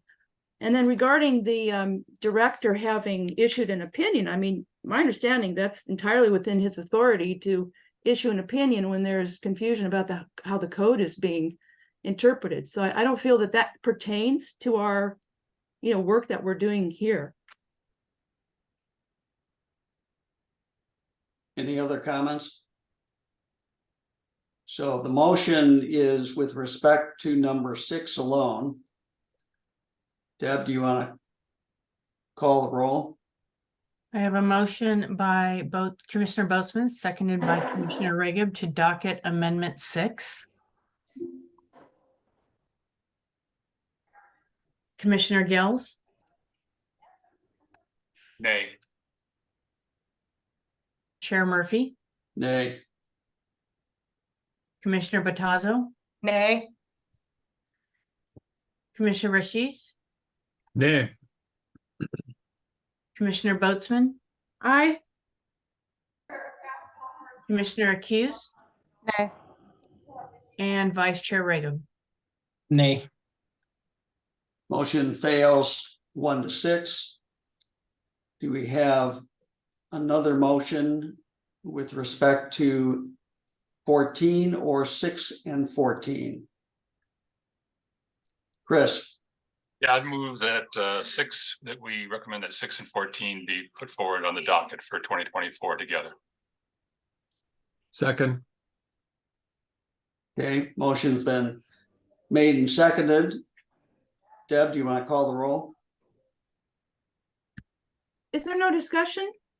Oh, I'm sorry. We kind of had a discussion, but we can have more if you want. Well, no, I mean, there's a new motion, right? That's true. So, You're correct. Okay, I'm just so trying we to have 6 be and efficient here. 14 recommended for the docket in as one docket item. Combining them, is that something that can be done? Well, Allison earlier said, yes, we could. So Okay, I'm sorry, I missed that. Angie? Well, point of clarification, can we put them together if we just voted to reject 6 from the docket? I mean, we did an official commission board or commission motion that passed to reject 6. So my understanding is we can't resurrect it from the dead. I think you can make a new and different motion that would have a different effect, such as docketing them both at the same time. Yeah, the other alternative, I suppose, would be to just docket 14 based on, I mean, look, the real world here is that no matter what we send up in terms of 14 or versus 6 or 6 and 14, the staff is going to present and address the issues just the way Allison described with respect to the beach club proposal, and what goes up as one thing could end up, ends up being something very, in the case of the beach club, radically different from what started through the system. So that is a valid question, and whether is it worth creating a political or a procedural conundrum by resurrecting that one. Adam? Yeah, I would agree. I would not support resurrecting them because, then if I were annoying, I could just say, oh, let's approve 17 and 16 and just keep hearing it over and over again. So I'll support 14 only, but I agree. We're getting into a procedural conundrum that could be exploited. Chris? Yeah, I don't see a conundrum. I mean, I think the motion before was simply to docket 6 by itself. And, I don't remember a motion to be destroyed and thrown away and ignored. And my motion is simply to docket it along with 14. So, it doesn't cause me any heartache from a procedural point of view. Carolyn? Well, I don't know if this could be considered as a friendly amendment or a separate motion. I'm not quite sure what to do here. But anyway, I'd like to make, well, I'll just say what it is and you can tell me if this has to be a separate motion. Instead of recommending 6 and 14 together, that we recommend for the docket that the determination of the maximum building height on a downhill side of the sloping lot be amended for clarification and understanding.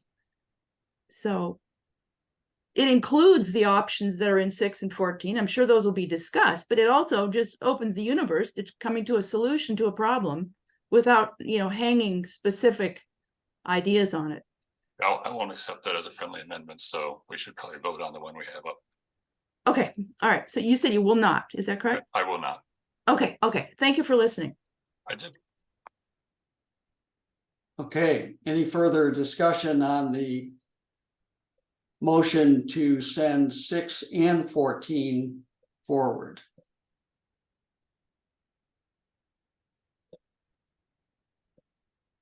Seeing none. Deb, you want to call the roll? Thank you, Chair. I have a motion by Commissioner Gales, and I'm sorry, could you restate who made the second? I seconded it.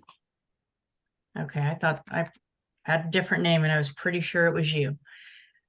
Okay, that we docket amendment 6 and 14 together. So a motion was made by Commissioner Gales, seconded by Commissioner Rashiz to docket amendment 6 and 14 together. Vice Chair Riga. Nay. Commissioner Battazo, Nay. Commissioner Hughes, Nay. Commissioner Rashiz, Aye. Commissioner Boatsman, Nay. Commissioner Gills, Aye. and Chair Murphy. Nay. Motion fails 2-5. Do we have another motion? Let's see. Kate, I believe you were before Adam. Yeah, I'd like to make a motion to move item 14 to the docket. Second. There's a chorus of seconds. I'm not sure who got that. I think maybe Carolyn gets credit, or no, Commissioner Battazo gets credit. Okay. Who would like to speak to 14?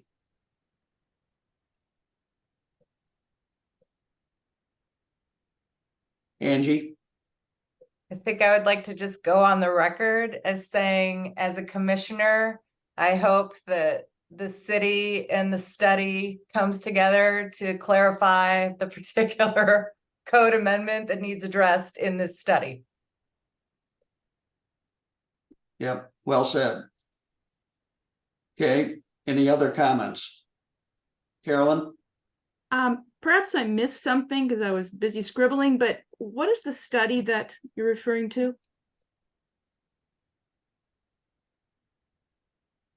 Did somebody, maybe Angie? By docketing this item, the city will go through the process of studying the proposal, what is necessary for clarification, and then making whatever appropriate recommendations for a future amendment to the code.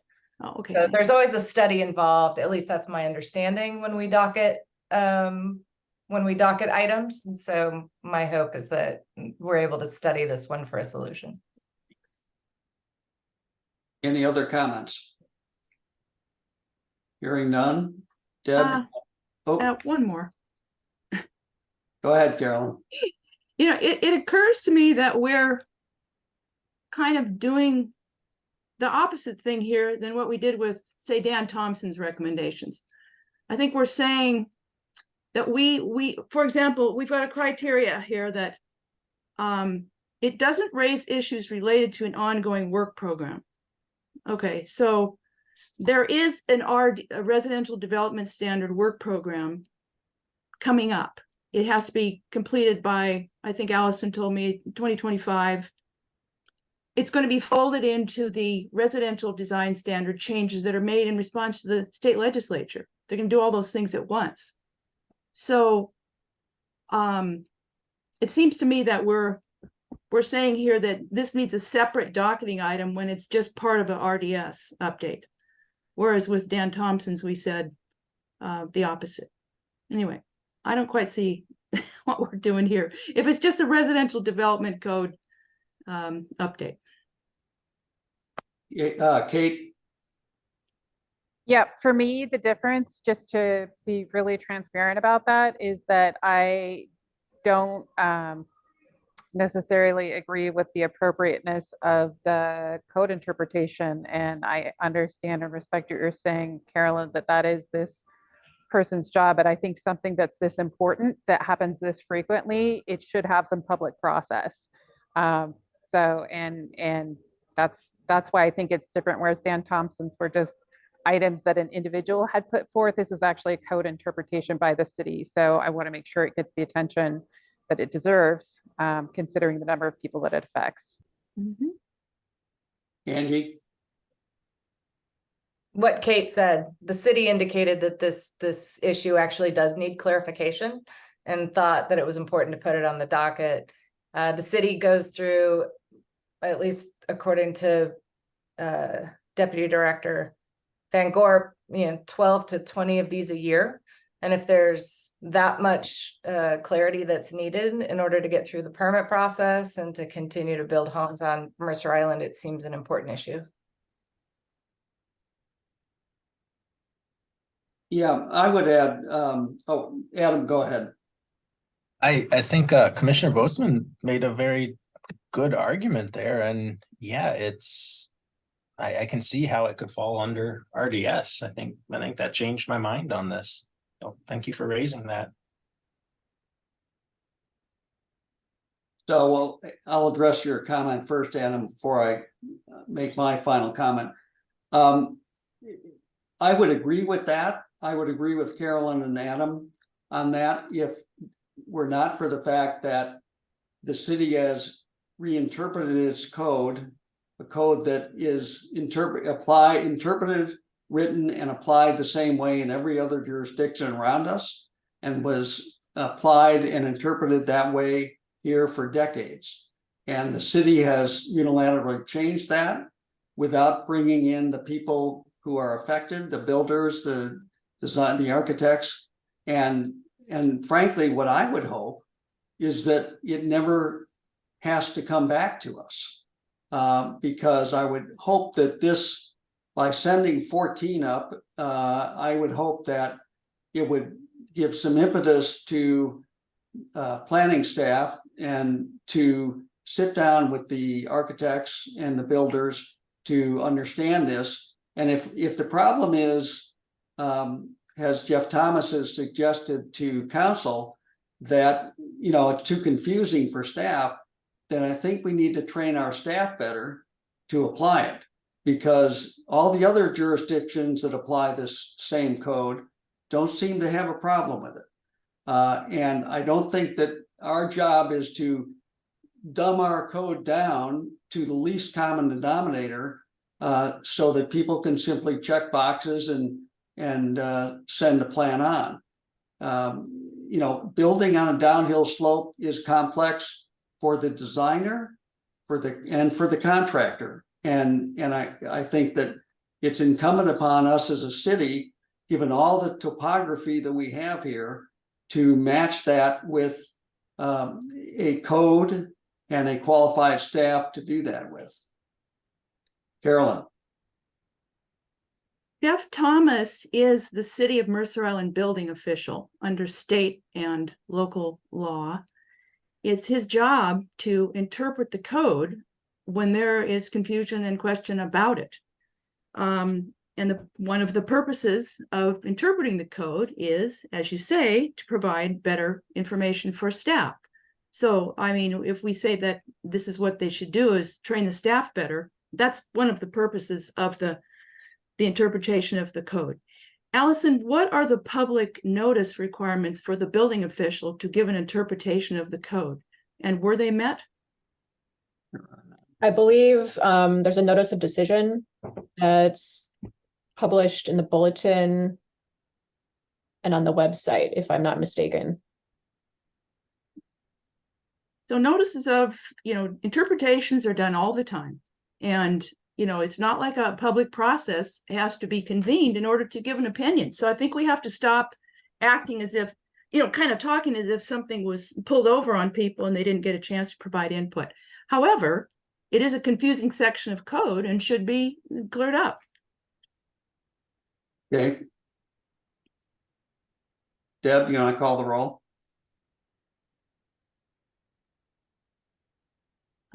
Chair, I heard an echo of individuals that seconded this motion, so I show that the motion was made by Commissioner Bottazzo, and who seconded that motion? It I'm was not made sure. by Commissioner Accused and seconded by Bottazzo, I believe. Yeah, Okay. I think that's right.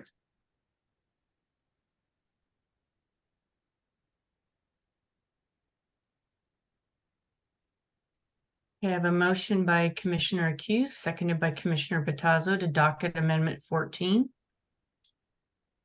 Commissioner Gels, Aye. Chair Murphy, Aye. Commissioner Bottazzo, Aye. Commissioner Rashis, Aye. Commissioner Accused, Aye. Commissioner Boatsman, Nay. and Vice Chair Brigham. Nay. Motion passes 5-2. I think now would be a reasonable point to take a break. Let's see. Yeah, before we go into 10 and 15 regarding temporary uses. We've been going for about hour 45. So Carolyn, do you have a comment about the break or? I was going to propose a further motion about the matter we just discussed. It probably would be rather quick. If you'd like to do that, or we could do it when we come back. Regarding. Let's do it now since we're on that topic. Okay. I move that we recommend for the docket that a determination of the maximum building height on a downhill side of a sloping lot for residential structures be amended for clarity. Seconded. Okay. Motion's been made and seconded. Carolyn, do you have additional comments to what you said before? I Point of don't think order, so. Chair, point of order. Are we allowed to create new docket items? I thought that deadline had passed. Technically, the city, including the planning commission, could make a proposal at any time for a code amendment. It would not be added to the docket, however. Okay, well, that sounds like a wasted effort. So let's see here. I meant to, yeah. Point of clarification, I'm sorry, Commissioner, or excuse me, Chair Murphy. I'd like to ask that Commissioner Boatsman repeat her motion slower so that I can capture it for the record. Sure. Thank you. I move that we recommend for the docket that the determination of the maximum building height on a downhill side of a sloping lot for residential structures be amended for clarity. Did you get that? Okay. This is what I have. If I could repeat it, please. Sure. you recommend that for the docket, that a determination of a maximum building height on a sloping lot for residential structures be amended for clarity. Not quite. Okay, let's get it right. Let's go by start with determination. Determination of the maximum building height Mhm. on the downhill side of a sloping lot for residential structures. Be amended Be for clarity. amended for clarity. Yeah. I think we've got it. Okay, thanks. Thank you. Any additional comments, Carolyn? Yeah, so am I hearing that we're not allowed to recommend something for the docket from the planning commission right during a meeting? I wasn't sure what Allison said about that. I was just reviewing the code to confirm this. 1915-250 related to code amendments states that a code amendment request may be initiated at any time by the city council, planning commission, or code official. And then it goes on to talk about how requests can be made by people outside the city, any interested person. And then it specifically talks about the docket. So I think that the planning commission could request a code amendment. However, it would not be placed on the docket. It would be like a separate parallel track. That's my Interesting. kind of Okay. off the cuff interpretation. Okay, well, I've been doing this for about 6.5 years, and I think when I first started, perhaps those rules are somewhat new. I think maybe we didn't have the same rules at that time, but we did, amend or These rules were amended docket. since you've been on the commission. Yeah. Okay. All right. So basically, we can do this, but it doesn't go on the docket. So it's just submitted to the council separately. Okay. Well, anyway, all right. So the motion still stands, and it gets it seconded. So we go from there. And I think I already spoke before as to it, just leaving things open as to what the solution might be. Any further discussion? So my concern about this is that 14 is a carefully crafted proposal. I know Carolyn's well-intended by this, but I believe what Allison has already told us, and which we know from experience, is that this is probably unnecessary because the staff is going to have their input on the proposal and propose possibly an alternative.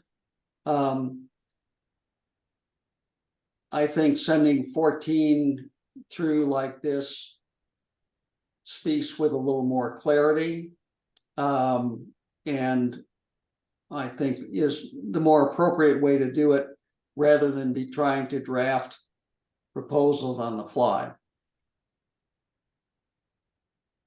Any other thoughts?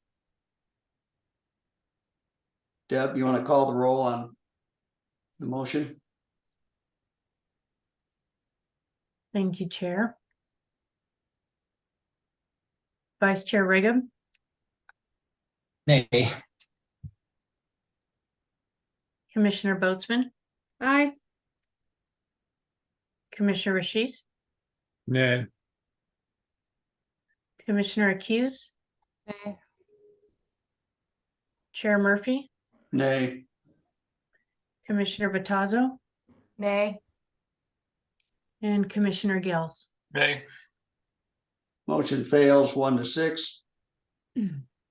Now we get to take our 10-minute break.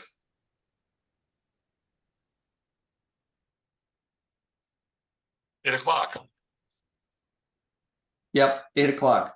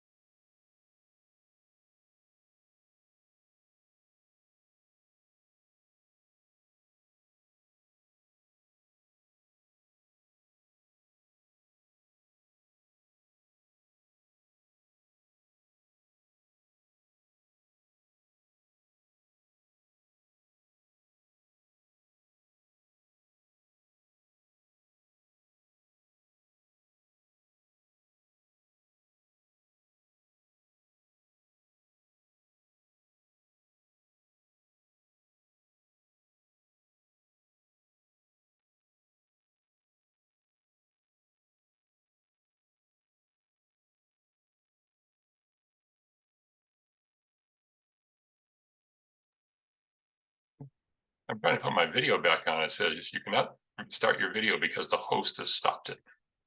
Hmm. So you guys may have to do without me. Someone finding out enough of me.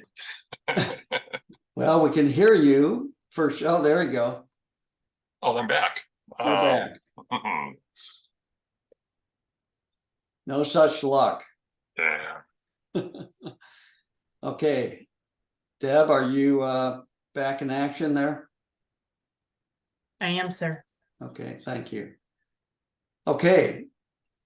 Back on the record here, I believe where I left off, we were going to number, what is it, 10 and 15 regarding temporary uses. Commissioner Batazzo. Just I think a clarifying question, maybe this is to Deputy Director Van Gorp. I feel like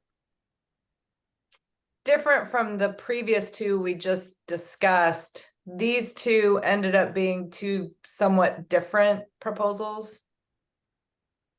Not quite related to the same thing. I mean, it's related to temporary use, but they're addressing very different elements of temp use. Is that an accurate semi-interpretation? I think that's accurate. Like the city's proposal is intentionally really broad to look at all types of temporary uses in any areas of the city.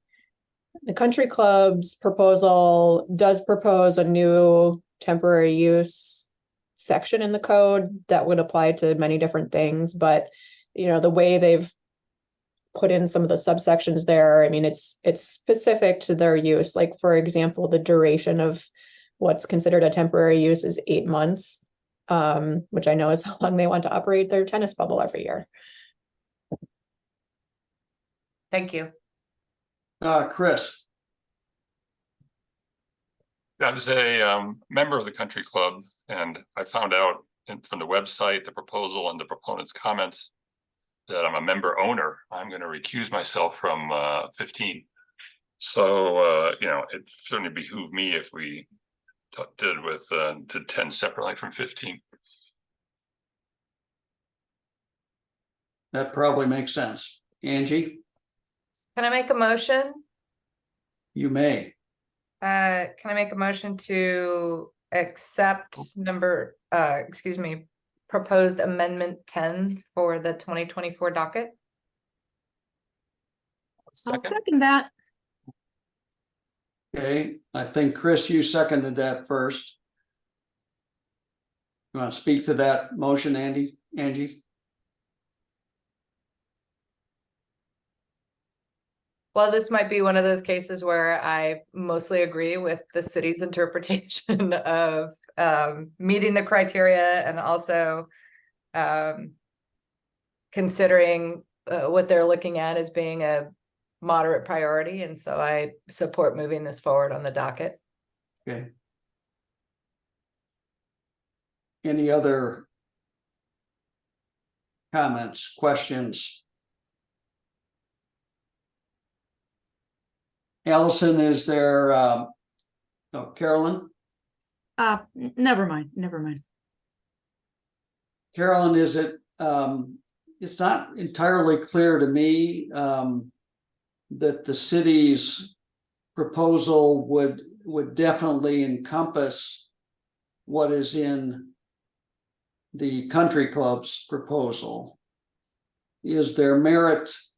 Well, let me just leave it at that. From your standpoint, from processing this city proposal, would it be clear that the requirements that the country club has for its temporary uses be encompassed and included within the broader code writing, because it's whole cloth?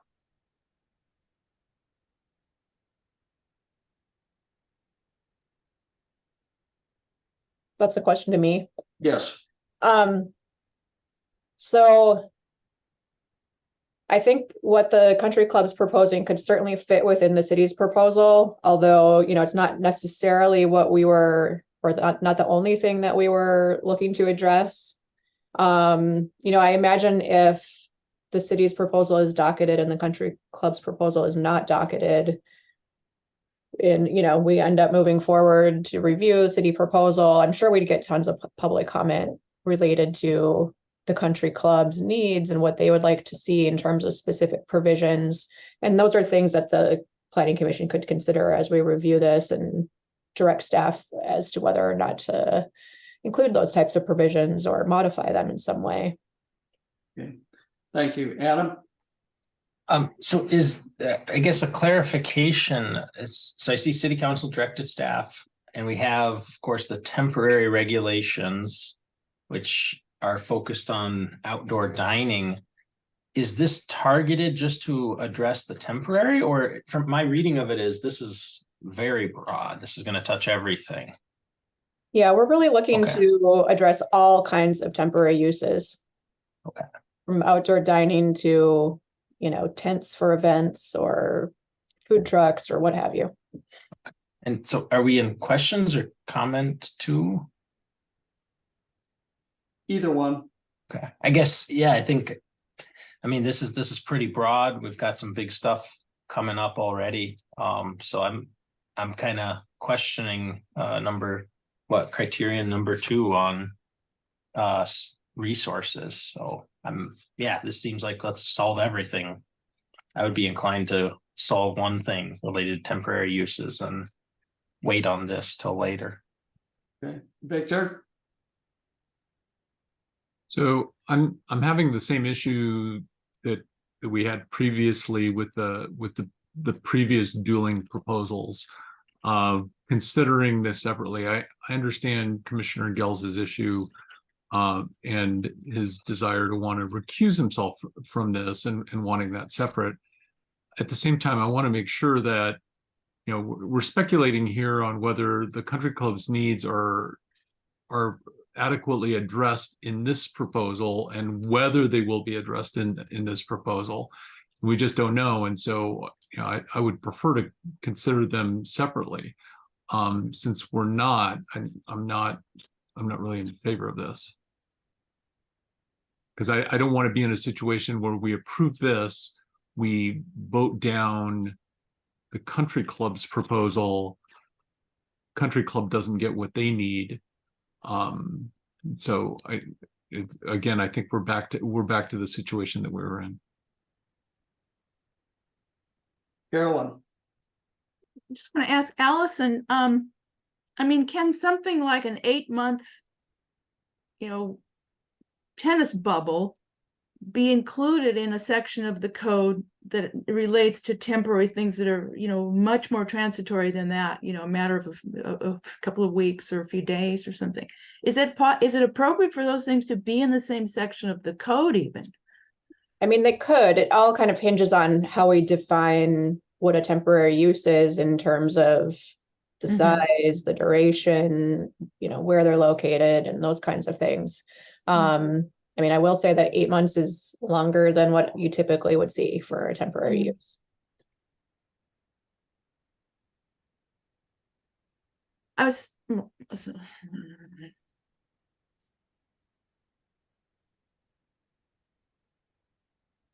Any other comments? Carolyn? Never mind. So I think, you know, following on Victor's comment,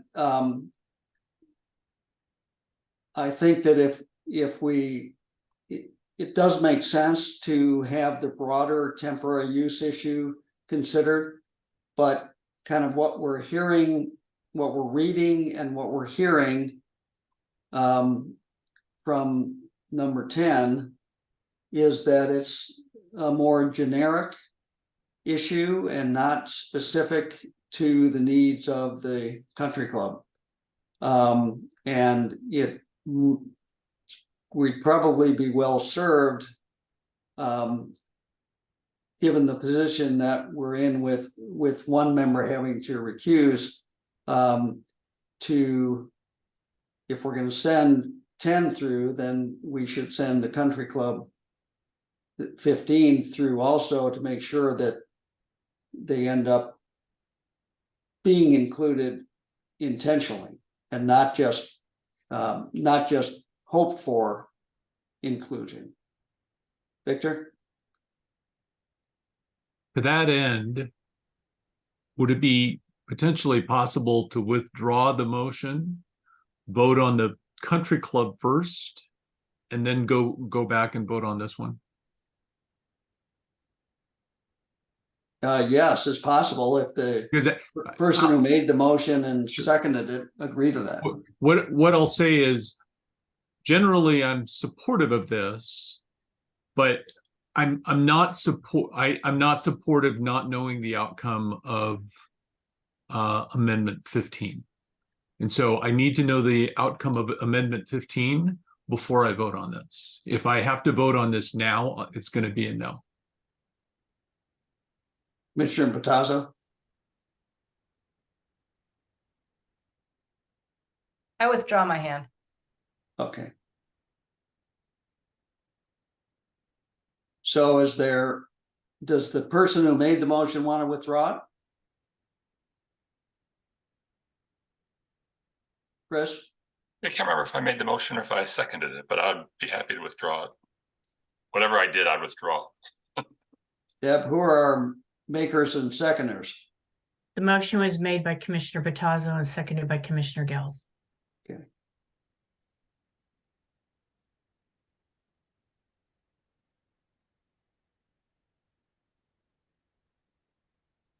Angie, it's to you.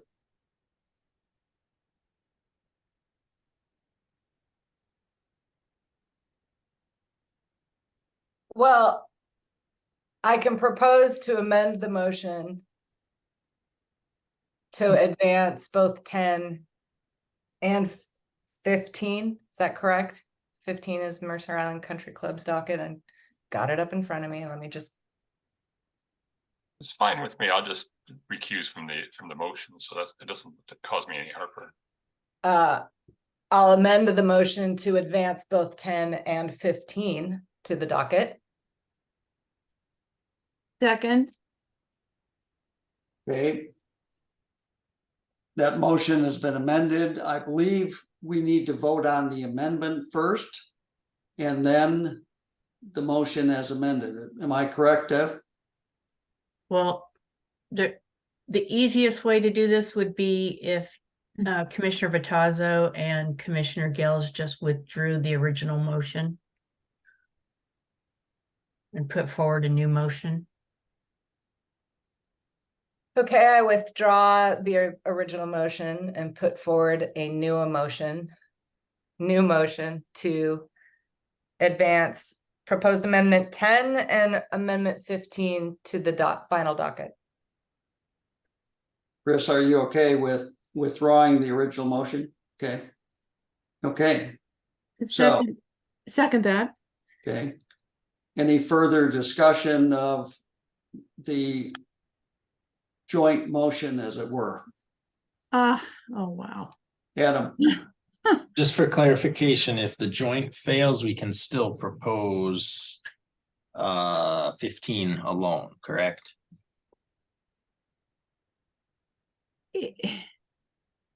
Okay, so We've got enough votes to pass it. Sorry, can we just vote? Yeah, I think Kate is probably speaking the truth. Well, I think what Kate needs to do is call for a vote. I'd like to call for a vote. Thank you, Commissioner Rishi. Good. Okay. Call for a vote. Deb?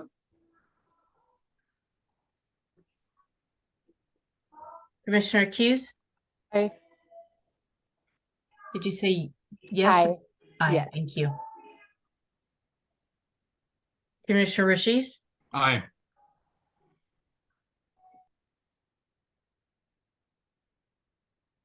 Vice Chair Rigum, Aye.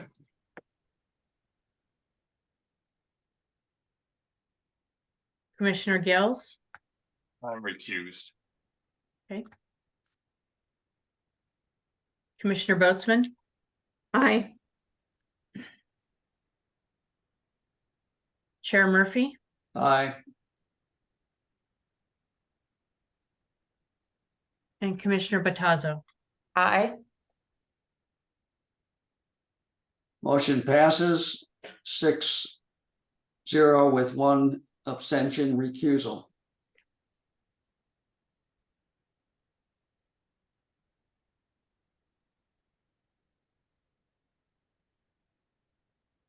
Okay, oh, now I get to talk about mine.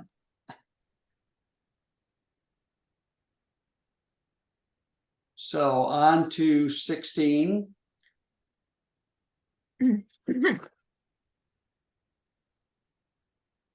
Carolyn? Huh? Or Oh, no. is that an no, old hand? That's an old hand. Okay, Angie? Just want to clarify, we have not yet voted on number 7, correct? Correct. That's last on my list.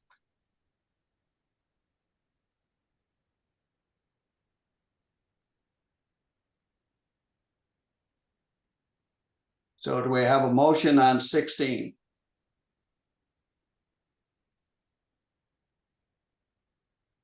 I'll move to add it to the docket.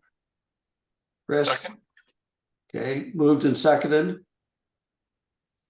Adam, any comments? I mean, seems like this is a revision, a more targeted revision from last year. And for some other ones that have shown up multiple times, I supported not losing track of these important issues, so. Even if it has to get kicked down a year or so, I support it, so we don't lose track of this.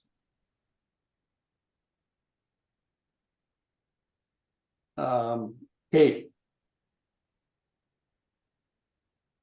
Yeah, my one concern about this one was whether or not it could potentially discourage future conversion of fish-bearing streams to being daylighted. And I think that might have been addressed in the revision, but I'm not 100% sure. And if it hasn't been addressed, can the person, I guess this is a procedural question, if the person who made the docket item is present, could they amend it to ensure that it does not impact fish-bearing streams? Any potential daylighting of fish-bearing streams? Procedurally, I don't know, and I didn't make the motion, but I would not have a problem with that. I would note, interestingly, that if you go back and look, all of our fish-bearing streams, which are only a few, I think 6 or 7, they already have have a F designation, which carries with it a 120-foot setback or buffer with a setback beyond the buffer. So I'm not sure if it's needed, but I would have no problem including something that says that that does not alter buffers or setbacks applicable to pipe watercourse areas in designated shorelines or fish habitat, something along those lines. Carolyn? Regarding the criteria that we actually have to work with, it's clearly checked off on 4 categories. It's only considered by staff to be a relatively low priority compared to the other things they're working on. I agree with the staff's interpretation on that.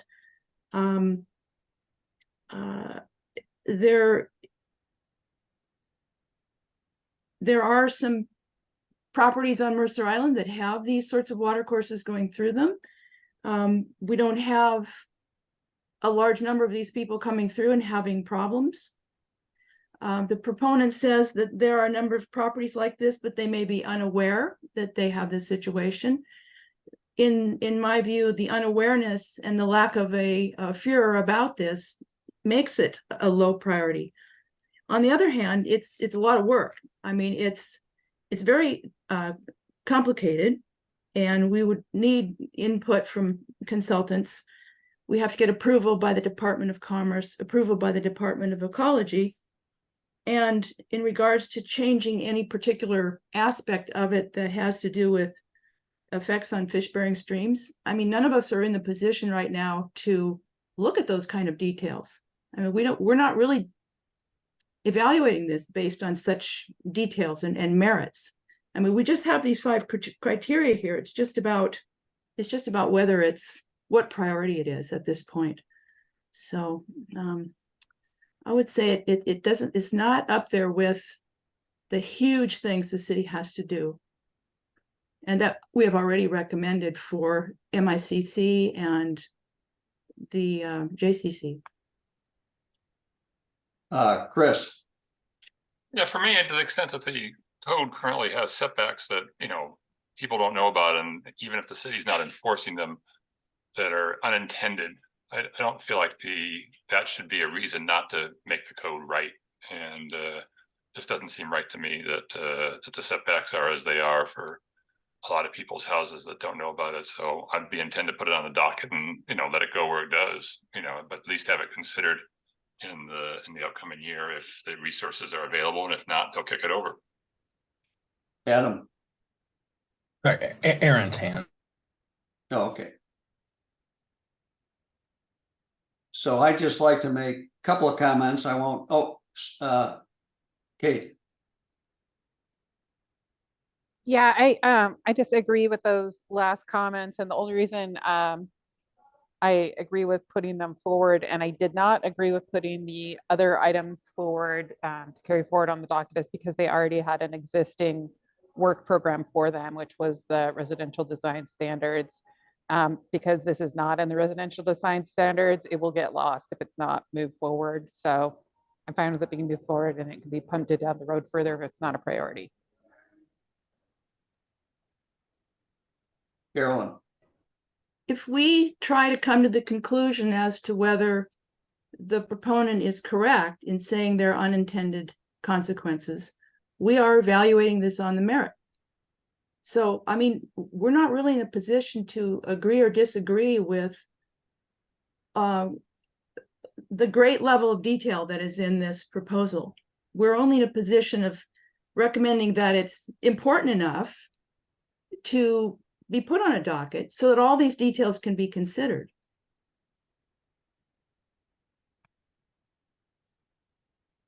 Okay, I've got just maybe a couple of my small comments in closing.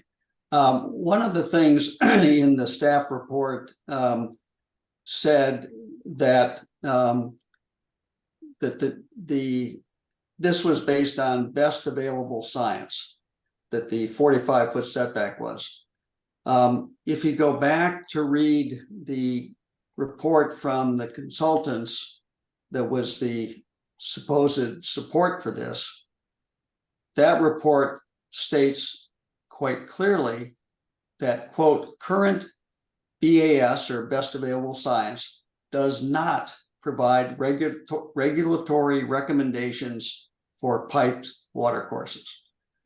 So again, we're running into a problem with information that is kind of 2 or 3 levels down, and we're not getting all the accurate information. So that concerns me. And that same report reiterates what I said last year and again this year, and that is that none of the 5 neighboring jurisdictions apply buffers to piped watercourses. So, I think it's, whether it will go anywhere with council is not up to us. I do think it's a priority. I know, multiple people who've encountered this. One, party considered litigation. Others just simply gave up because they couldn't get anywhere. So I think that, people are affected, and they don't know it because they're not a sign on their property or a sign on their street. But when they go in to do a remodel or a bump out on their kitchen or on their den or deck, they find out, and they find out the hard way, and they get stopped in their tracks. So I think for that reason, I would encourage us to vote again to send it up and If council rejects it, they reject it, but at least they will have the opportunity to consider it. I get the last word, Carolyn. Oh, You had 3 rounds. Deb, well, call the roll. I don't really think that that's necessarily the rule of the way our commission works. No, but I got 1 say and you've had 3, so I think I we can. don't know that I'm keeping track of, and that we're keeping track of how many times people speak. I am. Yeah, well, I would like to say a couple of things that I think are really important to the disposition of this topic. Well, unless they're different from what you've said. All of mine are different. I never say the same thing twice. So I don't think I have any different standards than any other commissioner here. I do have some things I'd like to say. Do I have the floor? Go ahead. Allison, how many properties are we getting per year where this is a conflict? I don't know. I mean, it does come up. I just don't have that information right now. Okay. I happen to agree that, or happen to believe that the code as written is quite good. So I would just say that right at the outset, that I don't share the concerns about it that Mike has. But you know, as a planning commissioner, I'm not in a position to concur or disagree with a statement about whether the best available science, you know, requires this type of regulation that we have. Also, if we say that 5 neighboring jurisdictions don't interpret it the same way that we do, that doesn't mean they're doing it right. We may be doing a better job than they are. So we really don't know, and we won't know until this item is docketed. But I don't think it's a super high priority to docket it compared to other things. Okay, Deb.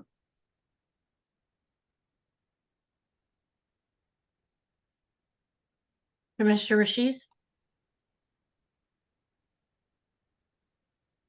I, Commissioner Batazzo, Aye. Commissioner Boatsman, No, Commissioner Hughes, Aye. Chair Murphy, Aye. Commissioner Gales, Aye. and Vice Chair Reagan. Aye. Motion passes 6-1. So now we're on into the home stretch. I believe it is number 7, which are the town center code changes to accommodate a potential city hall. Do we have, first of all, any further questions for Allison?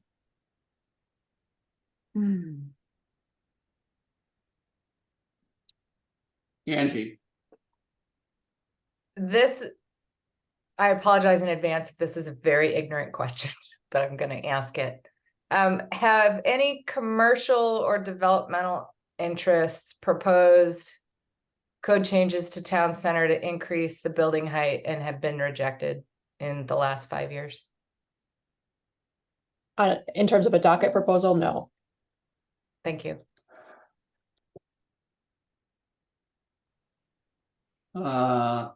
Carolyn? Allison, could you comment a little bit more about the height concerns that are part of this docket item? Well, the way the town center code is currently structured, it allows buildings that contain a residential component to go up to between 3 and 5 stories, depending on which area of town center it's in exchange for an affordable housing requirement if they provide 10% of the units as affordable. But that incentive does not apply to buildings that are commercial only, that do not have a residential component. And so, you know, an office building, a government building, a retail building could not go above 2 stories in the current code. Okay, thank you. Kate? Oh, I am unmuted. Great. So I was just curious if it is a government building, would it be restricted solely to government uses? Is that the idea here? Yeah, there's an existing definition of government services in the code. I don't have that in front of me right now, though I could probably find it in a couple minutes. But yeah, it really defines what that, I think it's would align with what you'd think of typically as a government service. So federal, state, and local government agencies. Victor, I'm wondering what the proposal does to the FAR regulations for commercial and retail space. Well, that's one thing that we would like to look at in more depth. I mean, we don't have a specific site or location in mind here with this proposal. And so, depending on which part of town center you're talking about, there's that pink lines map that tells you where those FAR requirements apply. So, we might want to look at, would we want those to apply to a government services use, or would we want to create an exception for that? That's something that the staff would likely make a recommendation on, and then the planning commission could consider if this is moved forward for review. Got it. Thanks.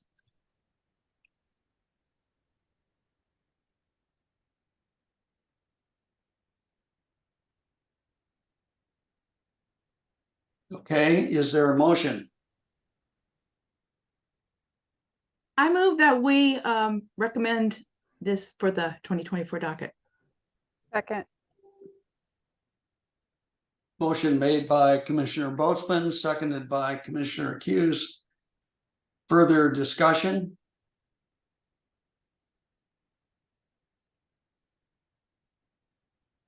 Seeing no hands, Deb, you want to, excuse me, call the roll? Thank you, Chair. Commissioner Gills, Aye. Commissioner Hughes, Aye. Commissioner Bottazo, Aye. Vice Chair Riggum, Aye. Chair Murphy, Aye. Commissioner Boatsman, Aye. and Commissioner Ashish. Aye. Motion passes unanimously.